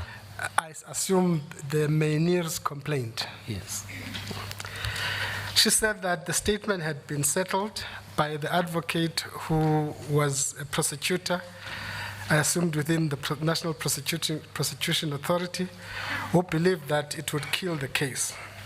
She said that she said to us that, when I say us, I mean to me and my lawyer, that we need your statement as a matter of formality. As there is no case, it is necessary in order for us to close the matter. Your statement must state that you are not a witness for anyone and that you do not want to make a statement as such. A copy of the draft statement which she brought with her is attached, marked Annexure A. Mr. Jonas, let me take you back to paragraph 54. When Major General Mnonopi said all these things, was she aware that she was saying them in front of your attorney, Mr. Mcebisi Jonas? I was up front. When she came in, I introduced Mr. Max Bokwana as my attorney. In addition to that, she apparently know Mr. Bokwana from the Eastern Cape. So there was no unclarity about Mr. Bokwana's presence in the meeting. Yes. You had paragraph 55? A copy of the draft statement, as I was saying, is which she brought with her, is attached, marked Annexure A. And the draft statement contained the following paragraph. I quote, "During our engagement, she informed me that I am cited as a witness in both cases, and for that reason, a detailed statement is required from me.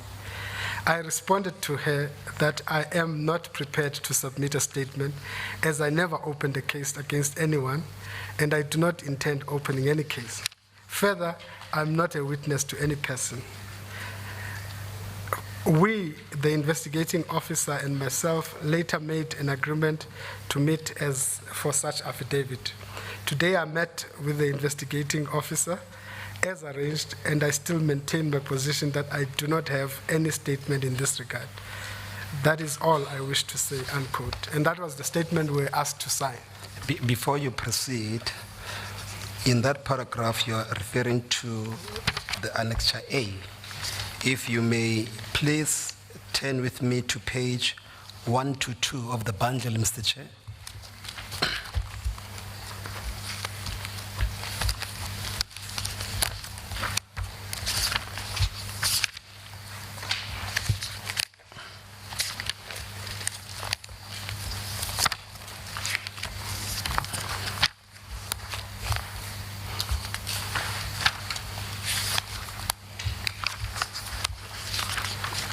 Are you there? Yeah. Is this the statement that you were required to sign that was brought by General Mnonopi?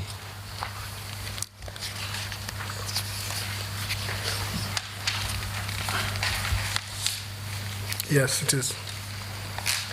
Now, it is important to record the contents of that statement because this statement, I take it, was not drafted by yourself or by your attorney. Am I correct? Yes, it was.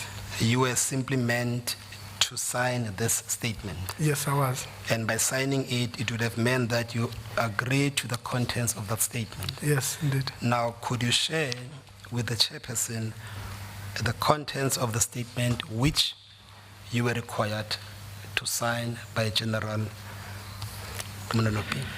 If you can start from paragraph 3. Paragraph 3, which is during our engagement. Page 122. Yes, okay. The undersigned should start there. I'm sorry, Mr. Mkwena. I'm struggling with my bundle here, as you know. It hasn't been arranged in a way that's going to make things easy. Just help me again where that statement is. It's on page 122, Mr. Chair.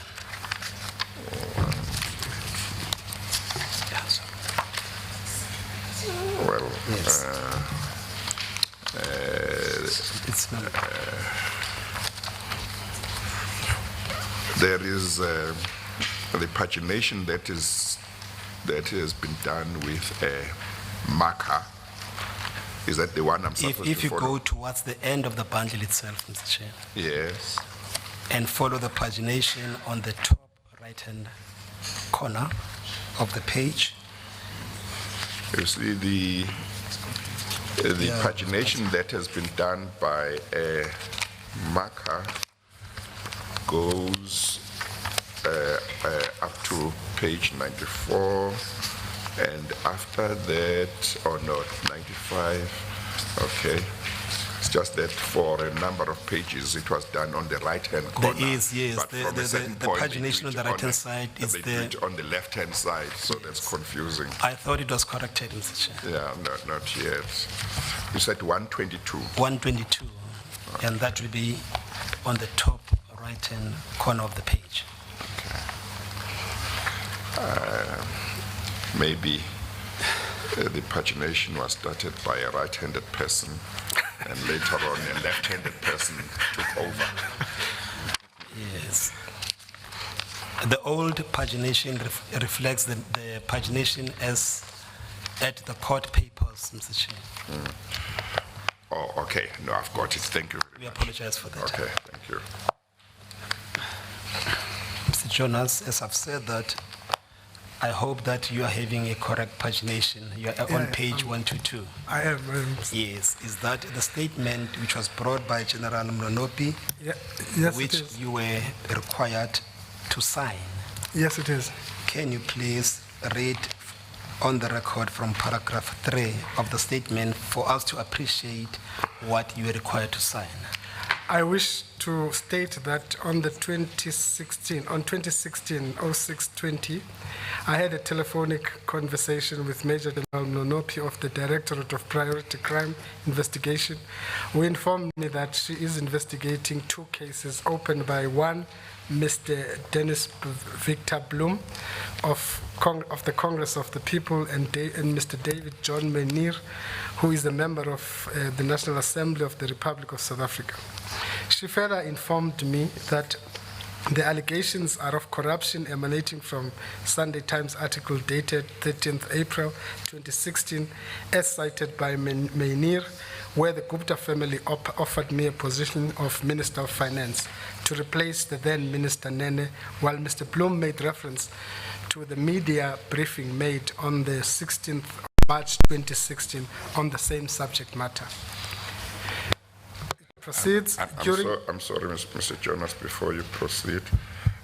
I see that in that paragraph, the article in the Sunday Times that is referred to is said to have been on the 13th of April 2016. I think in your statement, you may have referred to a Sunday Times article that appeared on the 3rd of April. Do you know whether... I think you are not sure. We might settle the date. I don't recall the date. Okay, all right. During our engagement, she informed me that I am cited as a witness in both, and for that reason, a detailed statement is required from me. I responded to her that I am not prepared to submit any statement, as I never opened any case against anyone, and I don't intend opening it in any way. I don't intend opening any. Further, I'm not a witness to any person. We, in brackets, the investigating officer and myself later made an agreement to meet for such an affidavit. Today I met with the investigating officer as arranged, and I still maintain my position that I don't have any statement in this regard. That is all I wish to say. And this is the statement that you refuse to sign? Yes. Yes. Now, if you may go back to paragraph 54, you have referred, she also informed you that the statement was settled by an advocate. Was the identity of that advocate revealed to you? It was, but I don't recall the name. It was an African's name. Okay. All right, you may proceed with your paragraph 6. I refuse to sign the prepared statement which she brought with her. I was at that point not surprised by the approach adopted by the Hawks, given the extent to which I believe the institution to be compromised.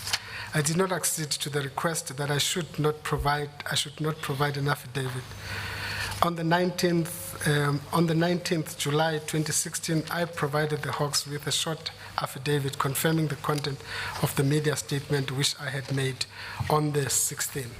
And I must also state that in that affidavit, we also stated upfront that since the stated intention was to kill the case, we think that the media statement was enough probably to do that. And it was still part of our view that we could not continue to interact with them. The Directorate of Priority Crime Investigations, the Hawks, through Major General Menotti, then subsequently requested me to respond to certain specific questions on the 5th September 2016, followed up with an email on 20 September 2016. I accordingly provided a subsequent affidavit which was signed. A supplementary, I think you meant to say supplementary, that. Yes. A supplementary affidavit, and contained the following statements. 5.7, the purpose of the offer was not communicated to me. 5.72, Mr. Ajay Gupta was present at the meeting, which was held on 23rd October. 5.7, the persons present at the meeting were Mr. Duduzane Zuma and Mr. Fana Hlongwana. 5.7.4, as stated in the statement submitted to the media, the only person who spoke was Ajay Gupta. 5.75, there was no records of the meeting of which I am aware. 5.76, I was invited to the meeting by Mr. Duduzane Zuma, and from there, Mr. Duduzane Zuma suggested a more quiet place, which to be the Gupta residence, though I did not become aware of this until arriving at the premise. 5.77, I was contacted telephonically to arrange the meeting, and 5.78, the meeting was scheduled at Hyatt and moved to Gupta residence as stated.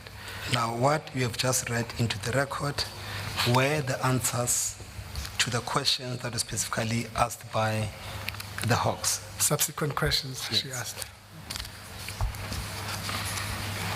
You were also interviewed by the previous public protector, Advocate Thuli Madonsela.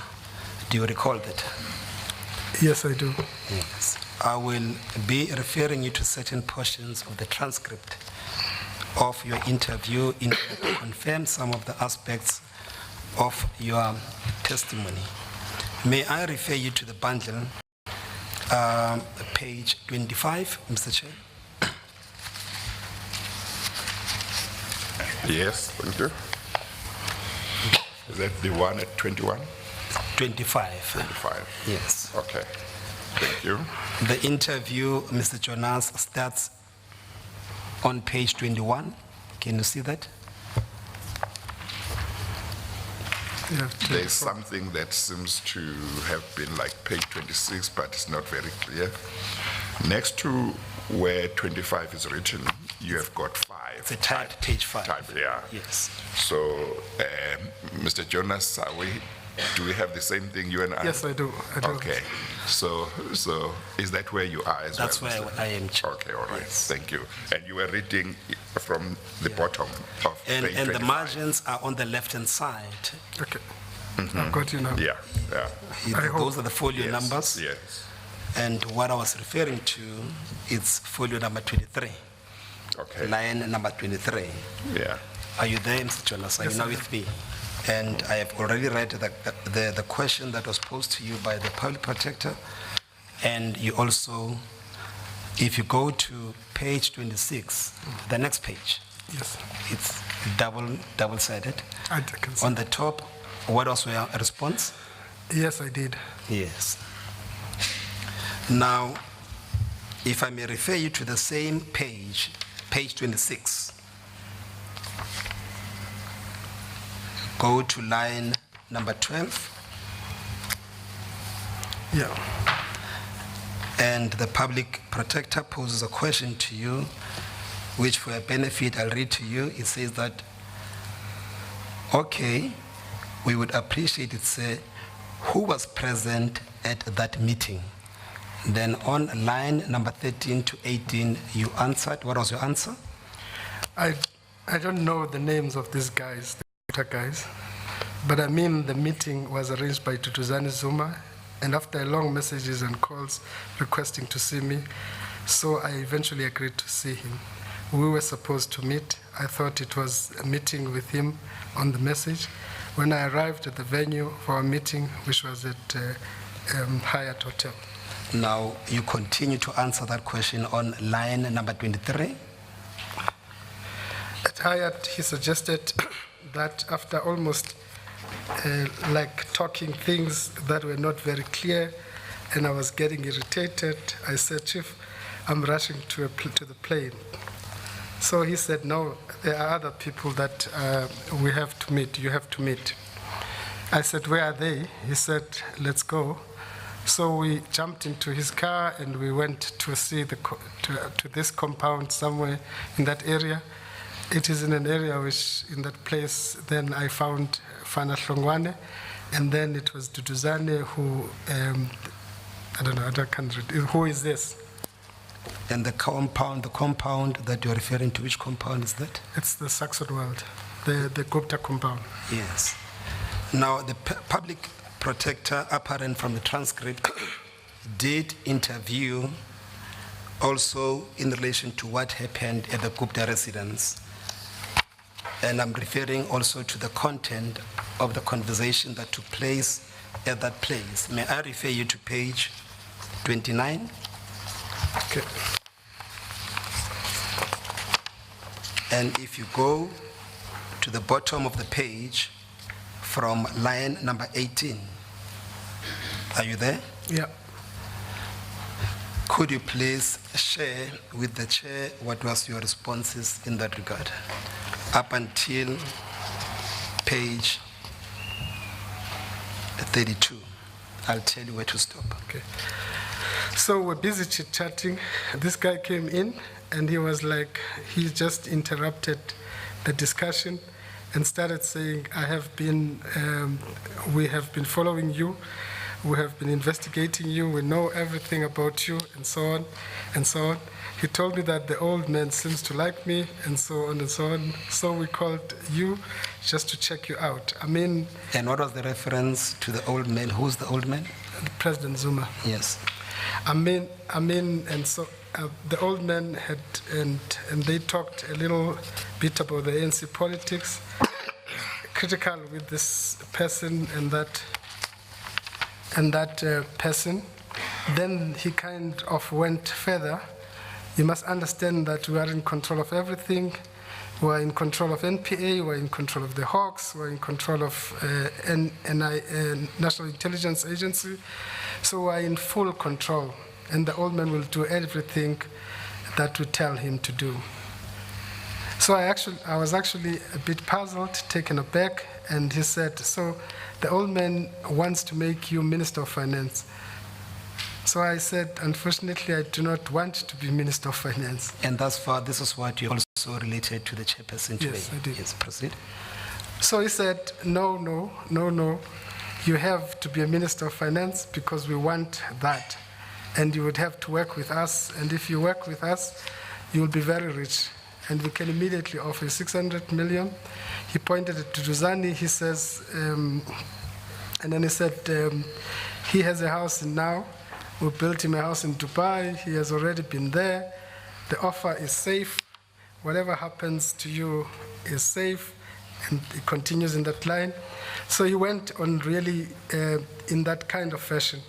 So I said to him, listen, I think I have to go, but let me just assure you, I'm not interested in working for you. And he kind of, it became a bit emotional. And I think at that point he said, listen, do you know whom you are dealing with?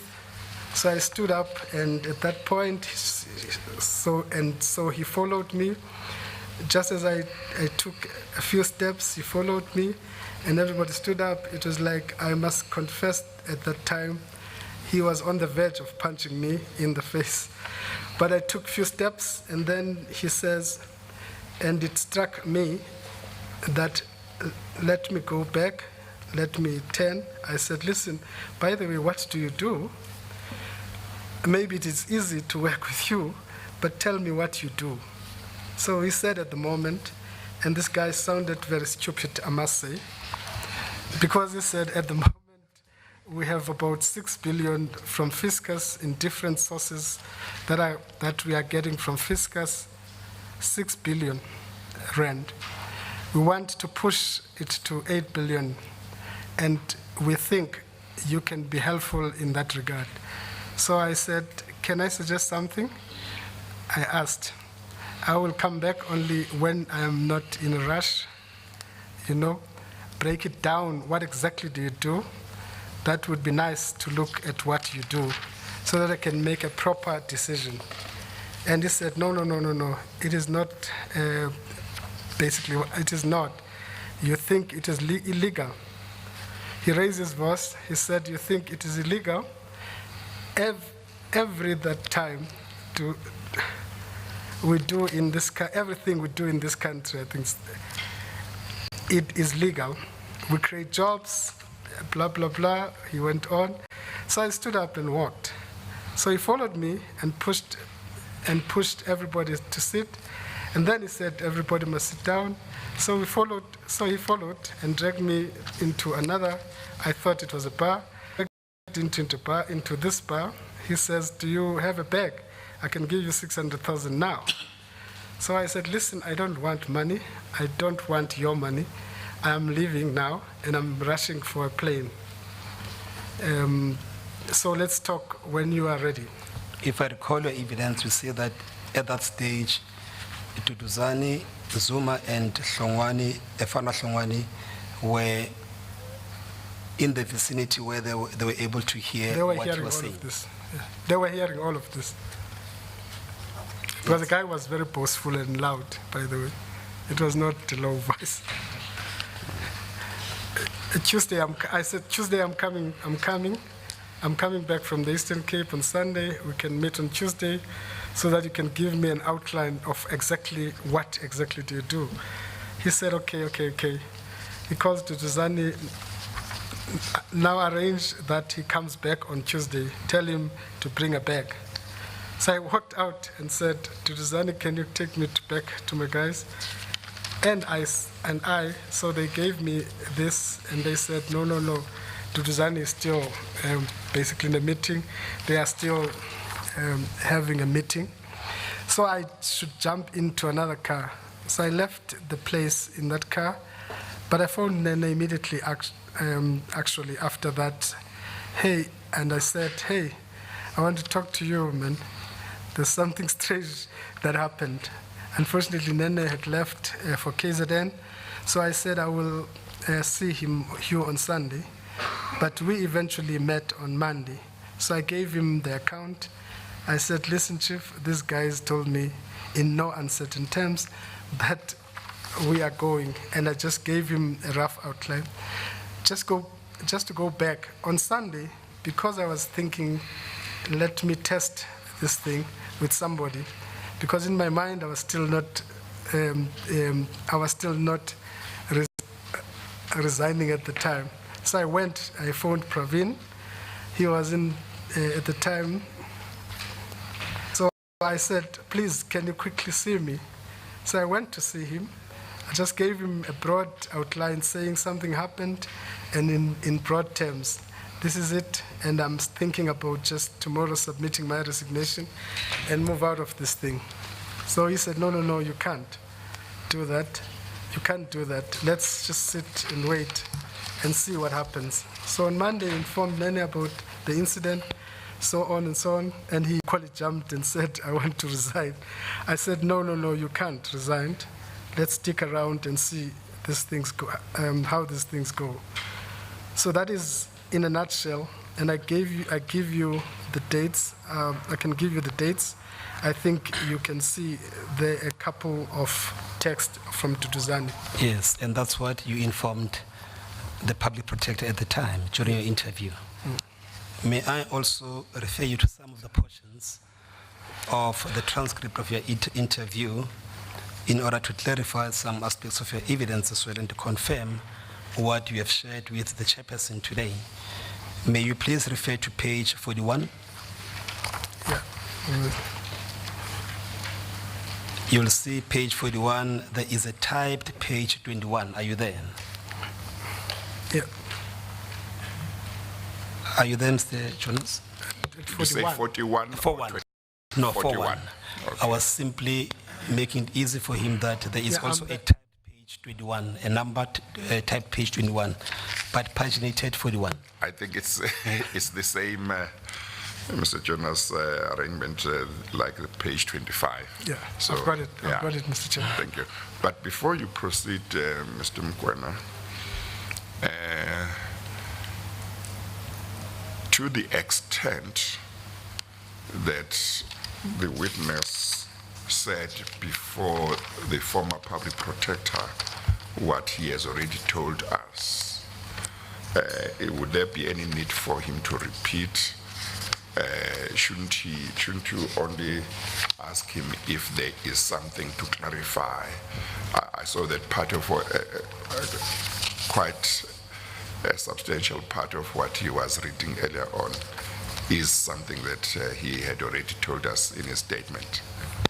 Mr. Chair, one is simply anticipating what would happen in the future once it's taken through his statement today and what he has said before the public protector.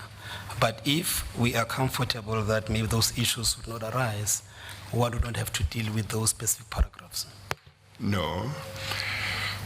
It is important that if he has related this story, or he has related to different people on different occasions what happened to him in regard to that meeting and what happened at that meeting, it is important that his attention be drawn to all of those occasions.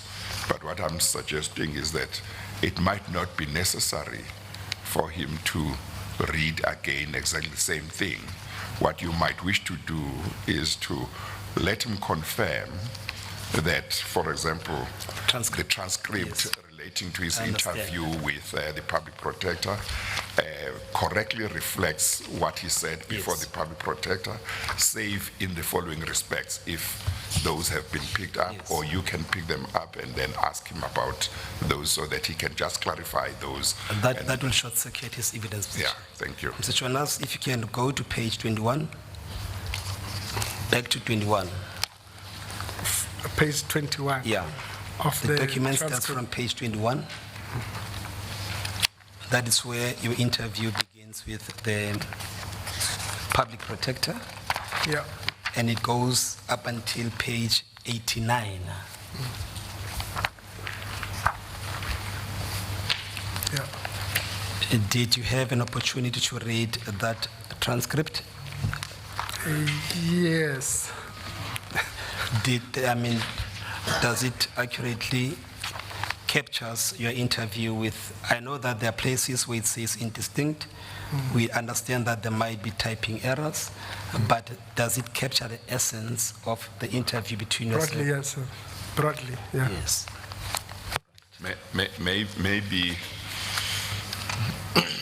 Maybe because one knows what happens with these things.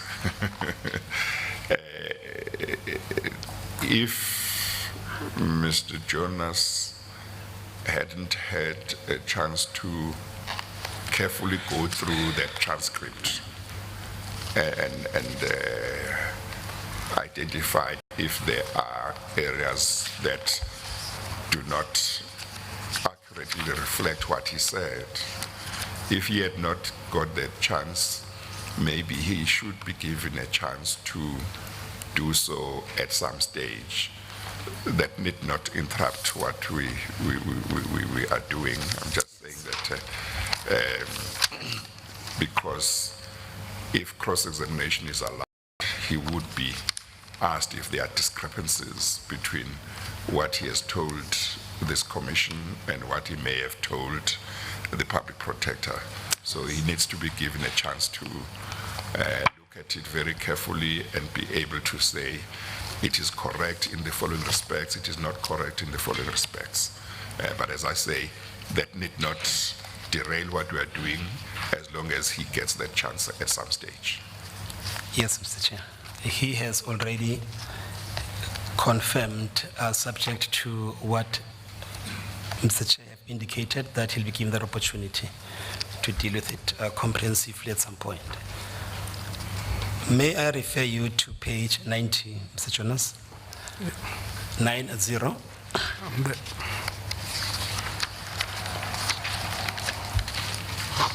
And if you go to page 93, you'll see that towards the middle of page 93, it's written there, Mcebisi Jonas. Is this a document which you have prepared? Yes, I. what was the purpose of preparing this document? It was meant to be a follow-up to the public protector's report, interview, basically to just outline the timelines and the facts. Yes. And you'll see that when you look on, if I may refer you back to page 90, there are 2 cell phone numbers reflected therein to be belonging to Mr. Fana Hlongwane. Can you see them? And if you go towards the middle of the page, there is another cell phone number which is indicated to be the one of Mr. Duduzane Zuma. Yes. We won't mention them into the record in order to respect their privacy. Are these the numbers which they used when they called you or when they SMS you, Yes. as you have referred to in a statement? Yes, they are the numbers. Yes. Now, in that document, you are dealing with the events. You are saying that before the meeting. For clarity's sake, which meeting are you referring to? If you go to page 90, it says before the meeting. That is before the 23rd meeting. 23rd, which month? Which October. year? 2015 meeting. Yes, it is. Yes. And thereafter, if you go to page 91,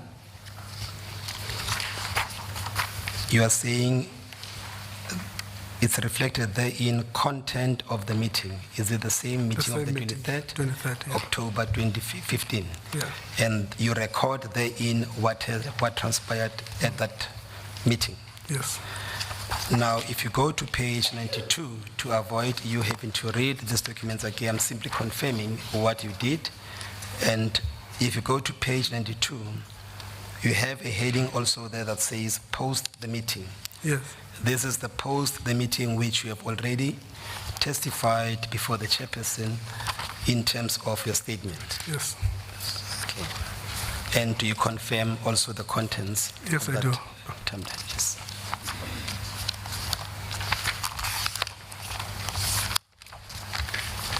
Now, may I refer you to page 95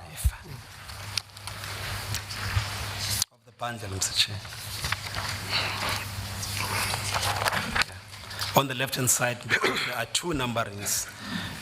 The right-hand side numbering, Mr. Chair, we can ignore it. It was the pagination when the matter was before the High Court.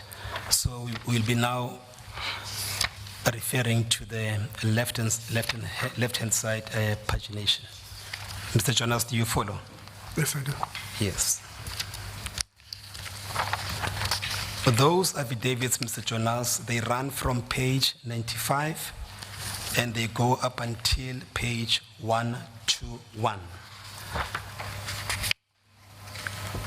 And simply to familiarize yourself with them, those were the affidavits which were filed in the High Court matter between the Minister of Finance against Oak Bay and other companies associated with the Gupta family. Yeah.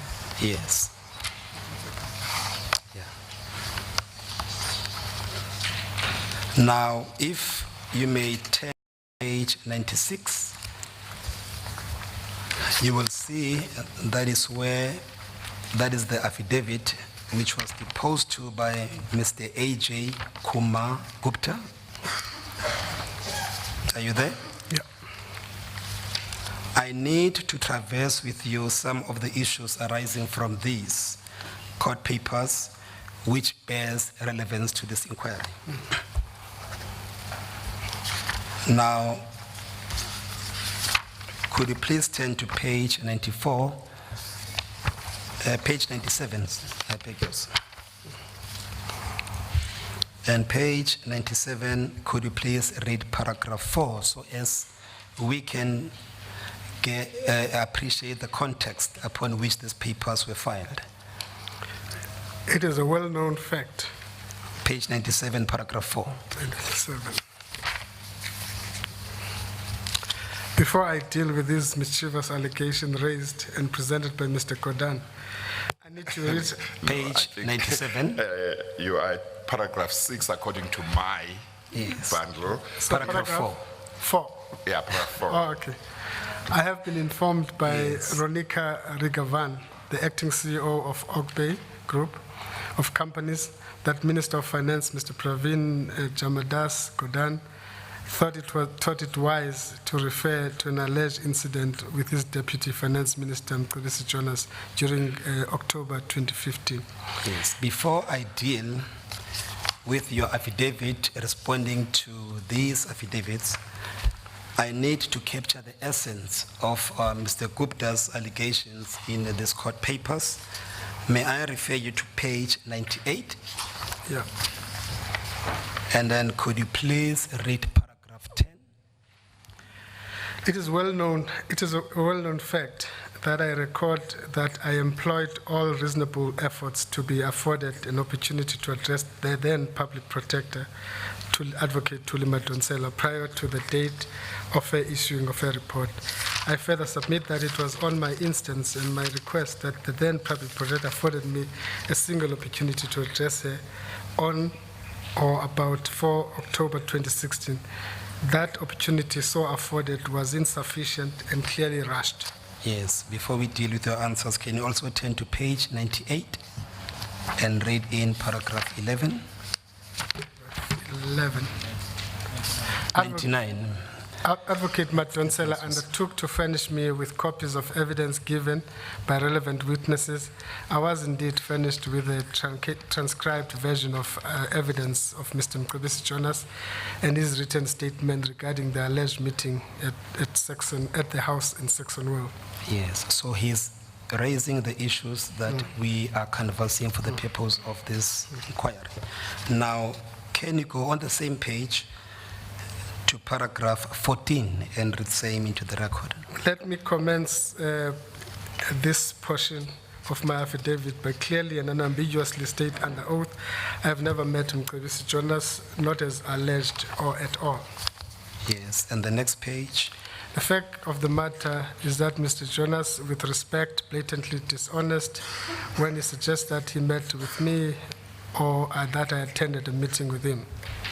Now, thus far, that captures the gist of, or the essence of the allegations by Mr. Gupta and how he's dealing with those allegations pertaining to the meeting of the 23rd October 2015. May I refer you to page 103? And let's deal with paragraph 27.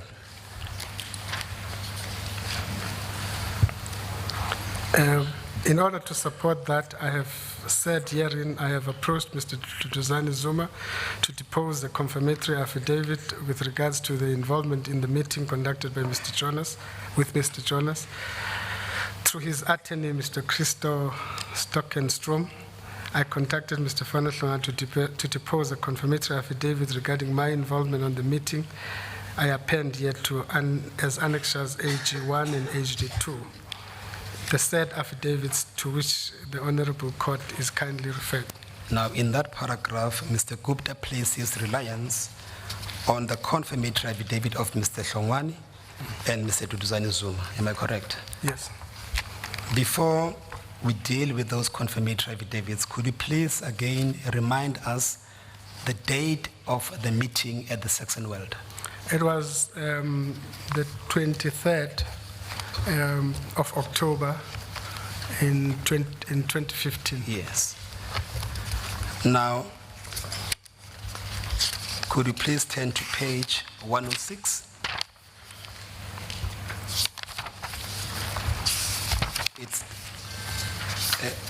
It goes up until 107. That is the confirmatory affidavit of Mr. Fanahlongwane in support of the affidavit of Mr. Gupta as referred to in the paragraphs that I've dealt with you. Do you recall? Yeah. Yes.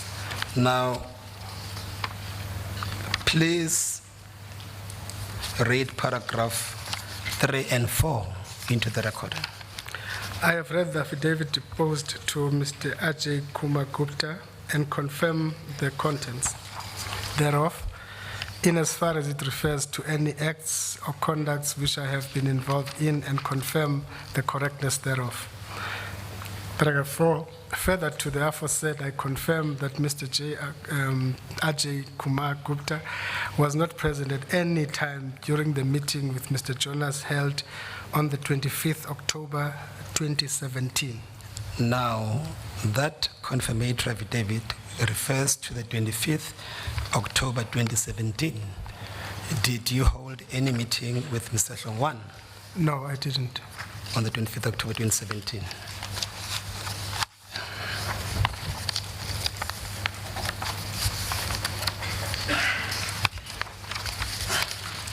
May I refer you to page 109? Are you there? Yes, I am. That is the confirmatory affidavit of Mr. Duduzane Zuma. If you turn to page 110, Mr. Chairperson, paragraph 3 and 4, Mr. Jonas, do you agree that they are identical to that one of Mr. Hlongwane? They are identical, yes. Fundamentally, paragraph 4 also refers to a meeting with Jonas held on the 25th October 2017. And you have already testified that you have never referred to any meeting of the 25th October 2017. Yes, it is correct.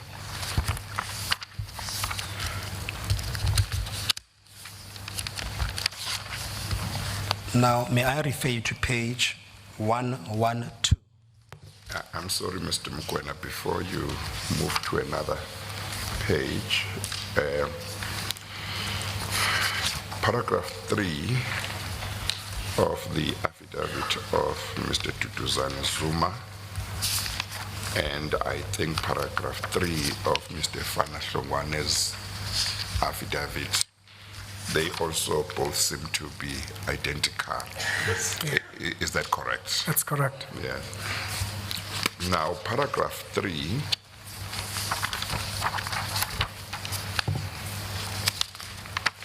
of those two affidavits, in each one of them says they have read the affidavit deposed to by Mr. Ajay Kumar Gupta and confirm the contents thereof, and I quote, insofar as it refers to any acts or conduct which I have been involved in,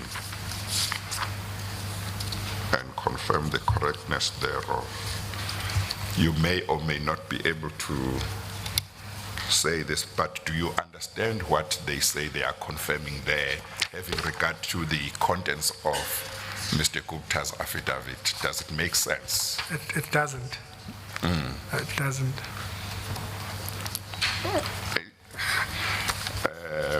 Because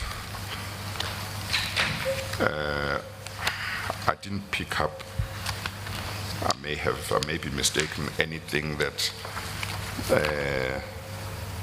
Mr. Gupta says in his affidavit they did. Maybe I've misread, but they are saying in paragraph 3, what they are confirming is the contents of his affidavit, quote, in as far as it refers to any acts or conduct which I have been involved in. Yes. Okay, I don't know what at some stage in the life of this commission you might wish to make of that, but I just, my eye caught that. Yes, you'd recall, Mr. Chair, that in an introduction to this question, we referred to the context upon which these affidavits were made, Yeah. and more importantly, emphasize the meeting and the offer which was made at Saxonwell. Yes. Now, Mr. Hlongwane and Mr. Duduzane Zuma seem to be confirming a date that does not support what is sought to be supported by Mr. Gupta in his affidavit. That's the essence. But it will become much more clearer because we are now going to the specific answers proffered by Mr. Jonas in relation to those confirmatory affidavits and the allegations in question. Thank you.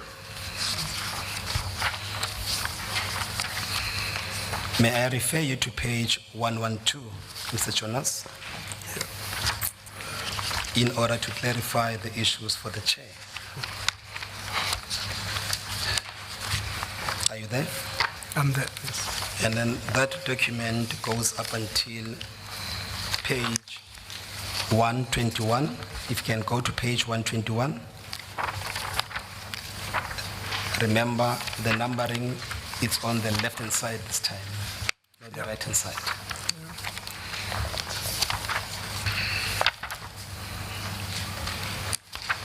Yeah. And is that your signature? Yes. And is this the affidavit that you filed in response to the affidavit of Mr. A.J. Gupta? It is. Yes. Now, may I refer you to page 113? If you may read for the chair paragraph 3 and skip paragraph 4 and read paragraph 5. I have been referred to affidavits sought to be filed by the Oak Bay respondents, purportedly as fourth set of affidavits.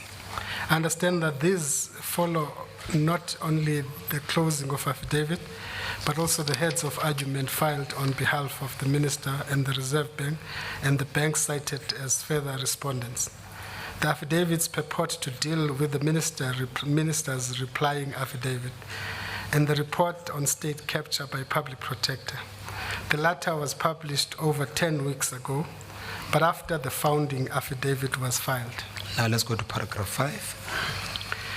Now, in the Oak Bay respondents' purported fourth set of affidavit, Mr. Ajay Gupta criticizes the public protector report for accepting my version, or to use the words Mr. Ajay himself chose in the fourth set of affidavits, for having latched onto my version, paragraph 17.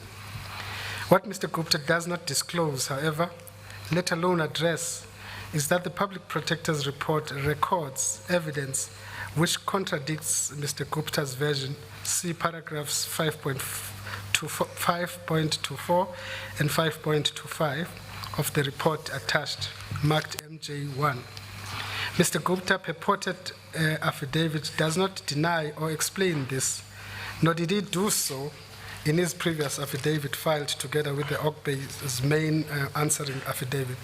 Yet Mr. Gupta now not only seeks to imply that the public protector was wrong, but also seeks to call me blatantly dishonest in paragraph 15. Yes.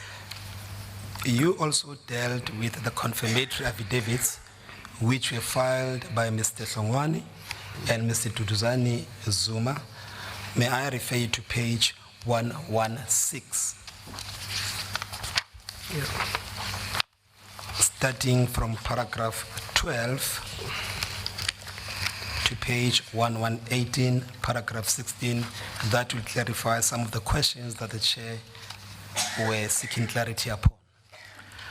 Mr. Gupta does not suggest that the incident to which he refers involving me was created by the applicant or me. It was not created by either of us. The incident certainly did occur. This is confirmed by the confirmatory affidavit to Mr. Gupta's own affidavit, deposed by the two individuals who scheduled the meeting and took me to the Gupta residence. Both confirmatory affidavits confirm explicitly that the meeting indeed occurred. All that they seek to do is to confirm that Mr. Ajay Gupta was not present during the 25th October 2017. I refer in this respect to paragraph 4 of the identical confirmatory affidavit. Apart from confirming absence of Mr. Ajay Gupta, they only confirm the contents of Mr. Gupta's affidavit in as far as it refers to any acts conducted which conducts which I could have been involved in paragraph 3. The confirmatory affidavits do not suggest that any other member of the Gupta family was absent from the meeting. This is significant because the Public Protector report itself refers variously to Gupta brother in attendance, Atul in paragraph 27, paragraph 26, paragraph 30, paragraph 26, attached mark MJ2, and Ajay amongst others in paragraph page 5, paragraph 4, attached mark MJ3. I did not previously encounter either of these two brothers. I'm only able to identify them from photos and footage in media. My own statement attached to some of these of the bank affidavits, which, as mentioned, the Oak Bay respondents elected not to address, only to refer to members of the Gupta family. See, e.g., record volume 2, page 173, paragraph 6. Therefore, even where Mr. Ajay Gupta's allegation, which merely seek to absent himself from the meeting, but without explaining why the meeting was held at the Gupta residence or suggesting that he was unaware that it would be held there or authorized that the Gupta residence be used for this purpose. To be truthful, which I deny, then the primary fact regarding the members of the Gupta family remains a common cause. Should I continue? Yes, please. The correct facts regarding Mr. Ajay Gupta himself is, in short, as follows. Met him at Saxon World residence on 23rd October 2015 together with Messias Tutuzani Zuma and Hlongwane. Mr. Gupta indicated to me I understood clearly the Gupta family and its interest had been gathering intelligence on me, including those close to me. They were aware of my activity and connections with senior members of the African National Congress. They were going to make me Minister of Finance collectively as a family. They make a lot of money from the state. That they intend to increase that to about 8 billion, from 8 billion rand, from 6 billion rand currently. And that the bulk of their money is stashed in Dubai. They have determined that the National Treasury is a stumbling block to their ambitions of making money from the South African government. They have made Mr. Tutuzane a billionaire, including a house he has in Dubai. Mr. Gupta is offering me 600 million rand to be deposited in an account of my choice. And if I had a bag that could carry 600 million, then I could get 600,000. 600,000, sorry. Then I could get that amount there and then. Yes, and you also dealt with paragraph 27 of the Gupta's affidavit. May I refer you to page 120? Yeah. And paragraph, the last paragraph, paragraph 26. This paragraph refers to the confirmatory affidavit of Messias Tutuzani Zuma and Hlongwane. They have been approached Mr. Gupta states to confirm his involvement at the meeting in October 2015.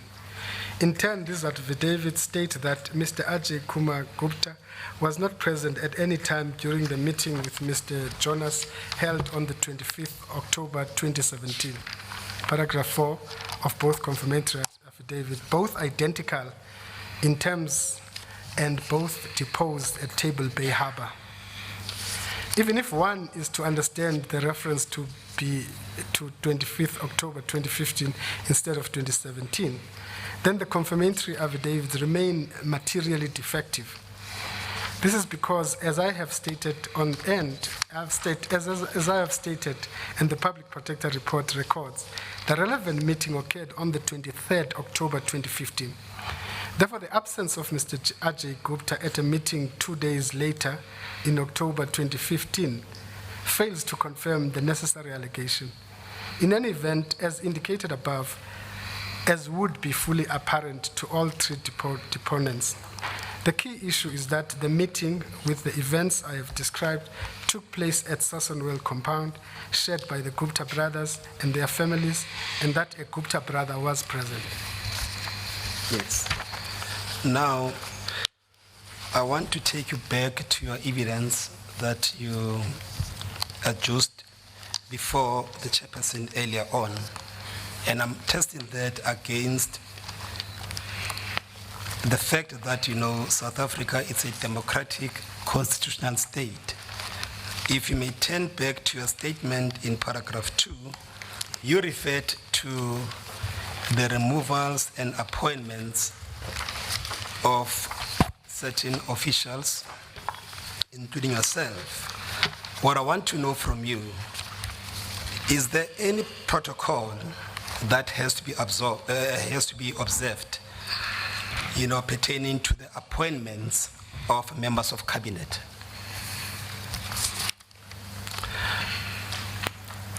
Yes, there is. I mean, in the normal course, I mean, the normal process is a consultative process between the ruling, upon winning the elections, of course, Mr. Chair. There's a consultative process between the ruling party leadership and the president of the ruling party, and therefore the president of the country, around who are the individuals who would be deployed in government. And out of that process, normally you would get probably whatever number or list and names, but then ultimately the responsibility lies with the president, and he will choose from that. And under normal circumstances, the president will inform the individuals appointed and their positions. In the case of dismissal, normally the same procedure happens. I mean, it's you have to be, normally you are, whether it's a phone call sometimes, and whether you are called to be told, but there is some courtesy accorded to the persons appointed. And you are now referring to what is expected or under normal circumstances? I'm saying under normal circumstances. That's what should happen. Process, yeah. Yes. And also, can you share with us whether is there any protocol in the announcement of the appointments?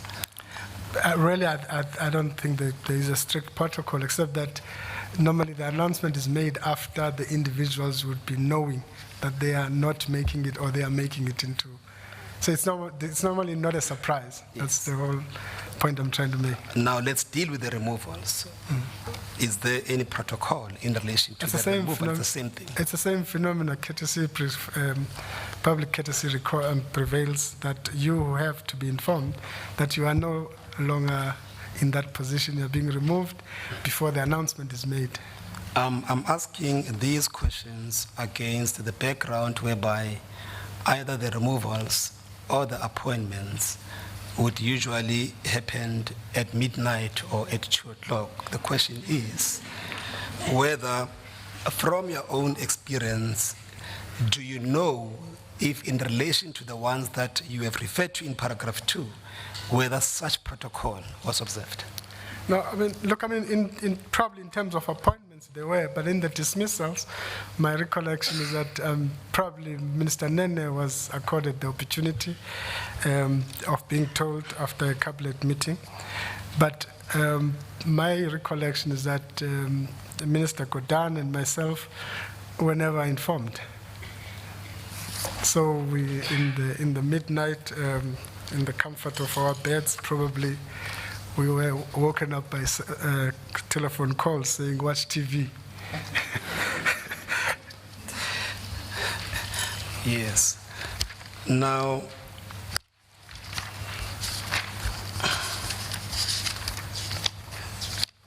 may I refer you to paragraph, if I'm not mistaken, it's paragraph 43.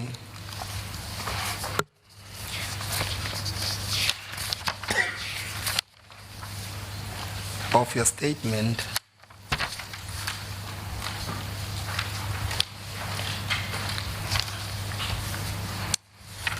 In fact, I need a paragraph where you are referring to the turbulence period in our country. You did not really specify to the chairperson what you meant by that. What was the country experiencing at the time? What was that? As paragraph 45, I'm indebted to my learned colleague. Paragraph 45. You are saying that shortly after Mr. Goran was appointed as minister, we met and discussed the various pressure points that the treasurer was facing, particularly how we would deal with the aftermath of the removal of Mr. Nene and the appointment of Mr. Van Rooyen. We also discussed in detail in this context the events which had taken place at the Gupta residence. But I just want you to expand more as to what the country was experiencing at the time. Look, I mean, in the first instance, I think the big issue was clearly the removal of Minister Nene itself had dealt a blow to the credibility of South Africa and the state. And what was the response of the market to the markets tumbled? The markets tumbled. We lost billions of rands as a country, and in fact, the economy and the business confidence in the country tumbled. What was the performance of the rand at the time? It probably tumbled itself, and I mean, it increased. I mean, the rand weakened quite substantially, and a whole range of things, I mean, happened after that. I mean, low confidence normally leads to low investment, and. Yes, and what was the effects, you know, I mean, that such a conduct had on the credit ratings of South Africa? It really dashed them, actually, badly. I mean, we were probably in the worst state since the dawn of democracy, as it were, in that period, as it were. But also, more importantly, I think it also created a downward path for the country economically from that period. I mean, I don't think we've since recovered, quite frankly, from that. And how did this, you know, also, you know, affect the ability of, you know, South Africa to borrow on capital markets?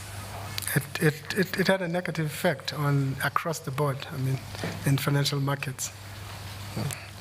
Now, and I think what also aggravated it is that some of the factors that led to Nene's firing, which is the nuclear deal, which was a big issue, because essentially from where we're sitting as Treasury, we felt that South Africa could just not afford, I mean, the nuclear deal as it was structured.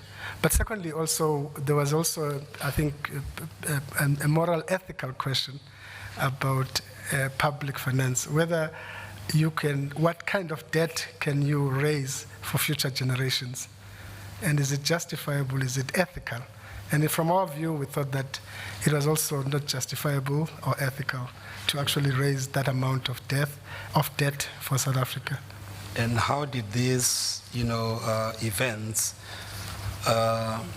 play themselves out within the Treasury Department itself? What was the morale of the staff of the Treasury when these things were happening? I mean, and the really, functions of Treasury. It really knocked the morale quite substantially. I think were it not for probably the enthusiasm of the Minister Kodan, we could have probably been in a worse situation, I think, in that case. But also, I think the functionality of the Ministry of Finance was seriously affected, in the sense that, I mean, in that period, Mr. Chair, it was a period where it was clear, I mean, you didn't have to guess that confidence in the Ministry of Finance was lost. And the Ministry of Finance was increasingly isolated in government business. May I refer you to page 14 of the bundle, just to also clarify some of the issues.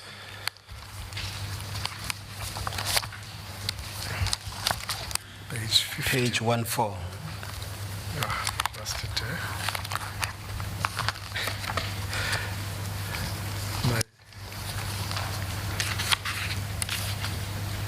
My bundle seems to have collapsed now, erupted. Yeah, don't collapse now, Mr. Jonas. I'm sorry, what page did you say, Mr. Mkwena? 14 of the bundle, Mr. Chair. Oh, okay. There is only one numbering, I hope, on that page. Typed. Yeah, I think what may have happened with Mr. Jonas' bundle is what may arise from how the papers or pages have been put together. It may well be that it might be more convenient if it was maybe a small lever arch file Yes. where it would be easy to page through without papers coming out of the bundle. We take note of that, Mr. Chair. Thank you. Are you there, Mr. Jonas? Page 14. Yeah, 114. Yes, I'm there. 14. Are you there? 40. Yeah. No, 14, not 40. I'm there. You recall that when you testified, you informed the chairperson that you were made an offer on the 23rd of October 2015. You recall that? Yes, I do. Now, we know also from your evidence that the first time that you made a media or you released a media statement was around the 16th March 2016. And the question is that why did it take you such a long time before you went public with the offers? And asking that against, your constitutional obligations at least to deal with these things squarely. Look, in the first instance, I think I stated earlier on that my confidence in some of the criminal justice system was very low at the time. I mean, and it probably hasn't improved much, I must say. But it was very low at the time. It was completely low. I mean, I've been in government. I've seen cases being given, charges being sent, and nothing happening, and so on, so on, so on. So I was very clear that what you have, was a criminal justice system that was in a crisis, actually. The second problem was that I think, remember that at the end of the day, we were operating in a political environment, so I had to kind of think, about the tensions and the dynamics that were there, and so on, and try to ensure that I do not find myself being compromised. To be honest, if you record the way the reaction to the statement actually still confirms that actually it was a time when the whole sway politically was in favor of state capture and corruption, actually, at a political level.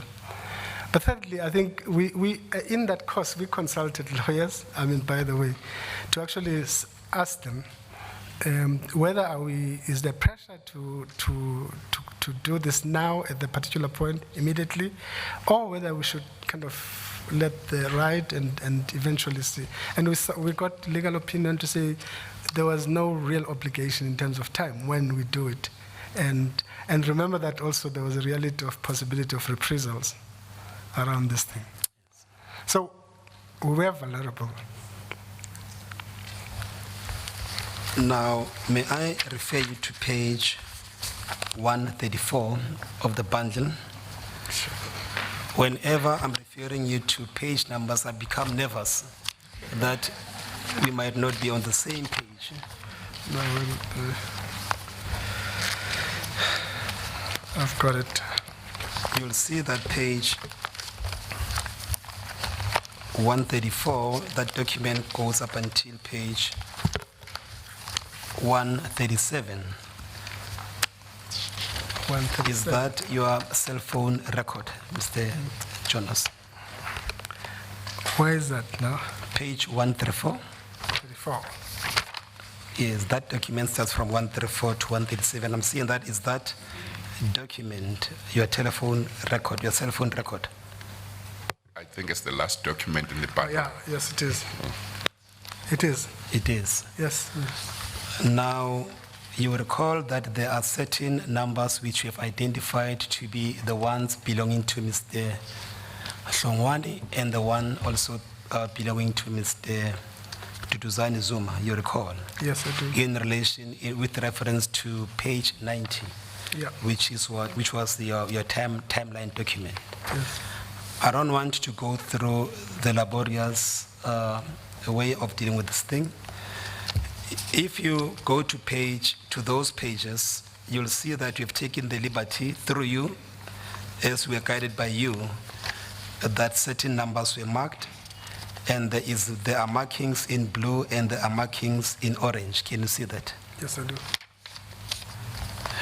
The numbers in relation to that are marked in blue, would those be the ones of Mr. Hlongwane?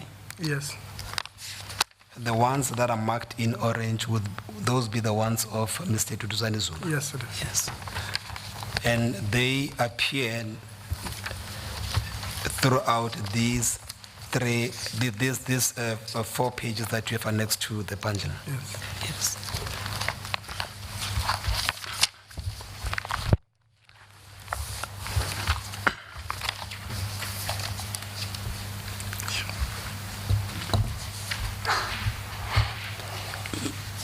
Mr. Chair, Mr. Trengroff has indicated that there might be some clarification questions that he wants to pose. We also intend to address the chair in not closing the evidence of this witness. We'll explain the reasons why. May this be an opportune time to offer Mr. Trengroff that opportunity. That's you're fine. Mr. Chair.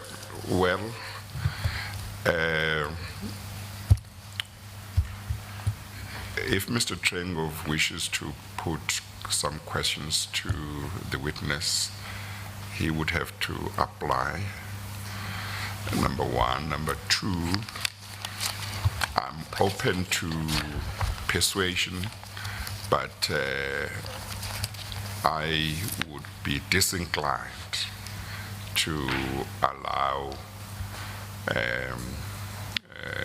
witness counsel to just put clarificatory questions. As I say, that's my inclination, and I'm open to persuasion. I would think that probably clarificatory questions could be passed on to counsel for the Commission's legal team to put through.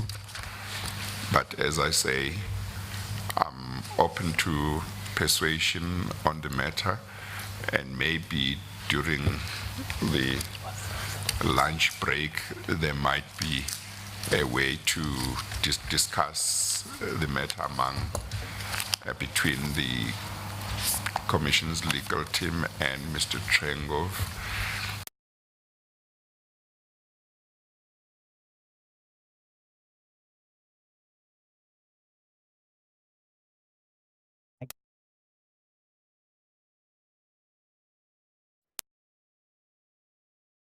State capture inquiry that was going on there. We're going to go for a short break.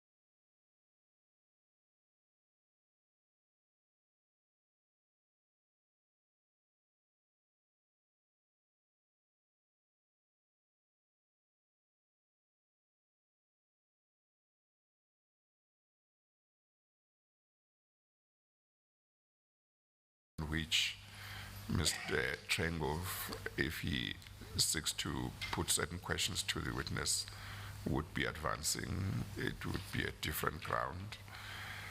But I'm mentioning these things to just let Mr. Trengov and everyone concerned, one, about a decision that was made, two, about the fact, about what my inclination is, three, about the fact that I am open to persuasion, but it's much better, I know, as counsel, when you know what the judge's thinking might be.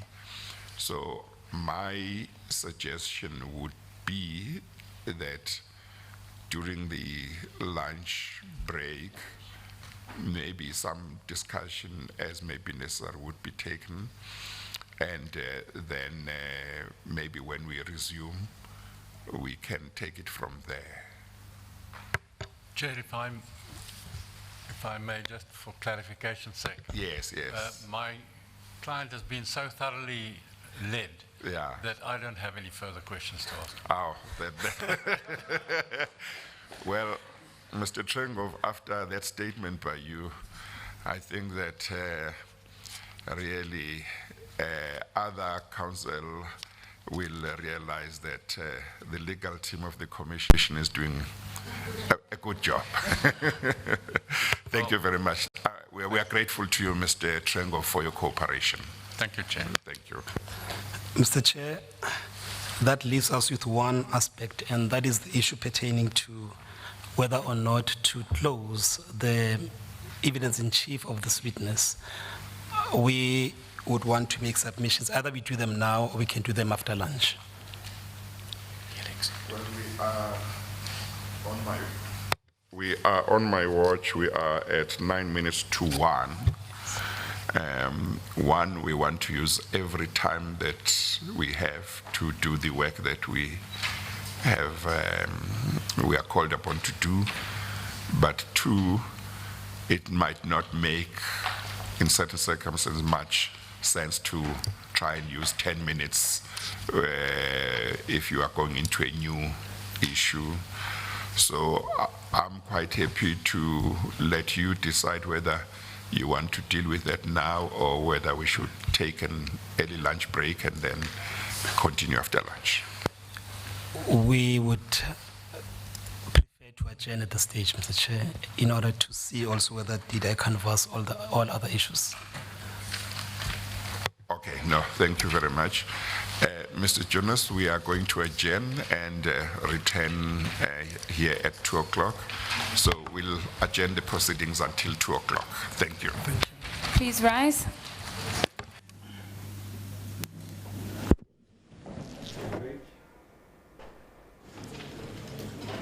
All right, so that was former Deputy Finance Minister Mcebisi Jonas giving testimony there, and they've adjourned for a lunch break. We'll have more news for you at the top of the hour. Do take care.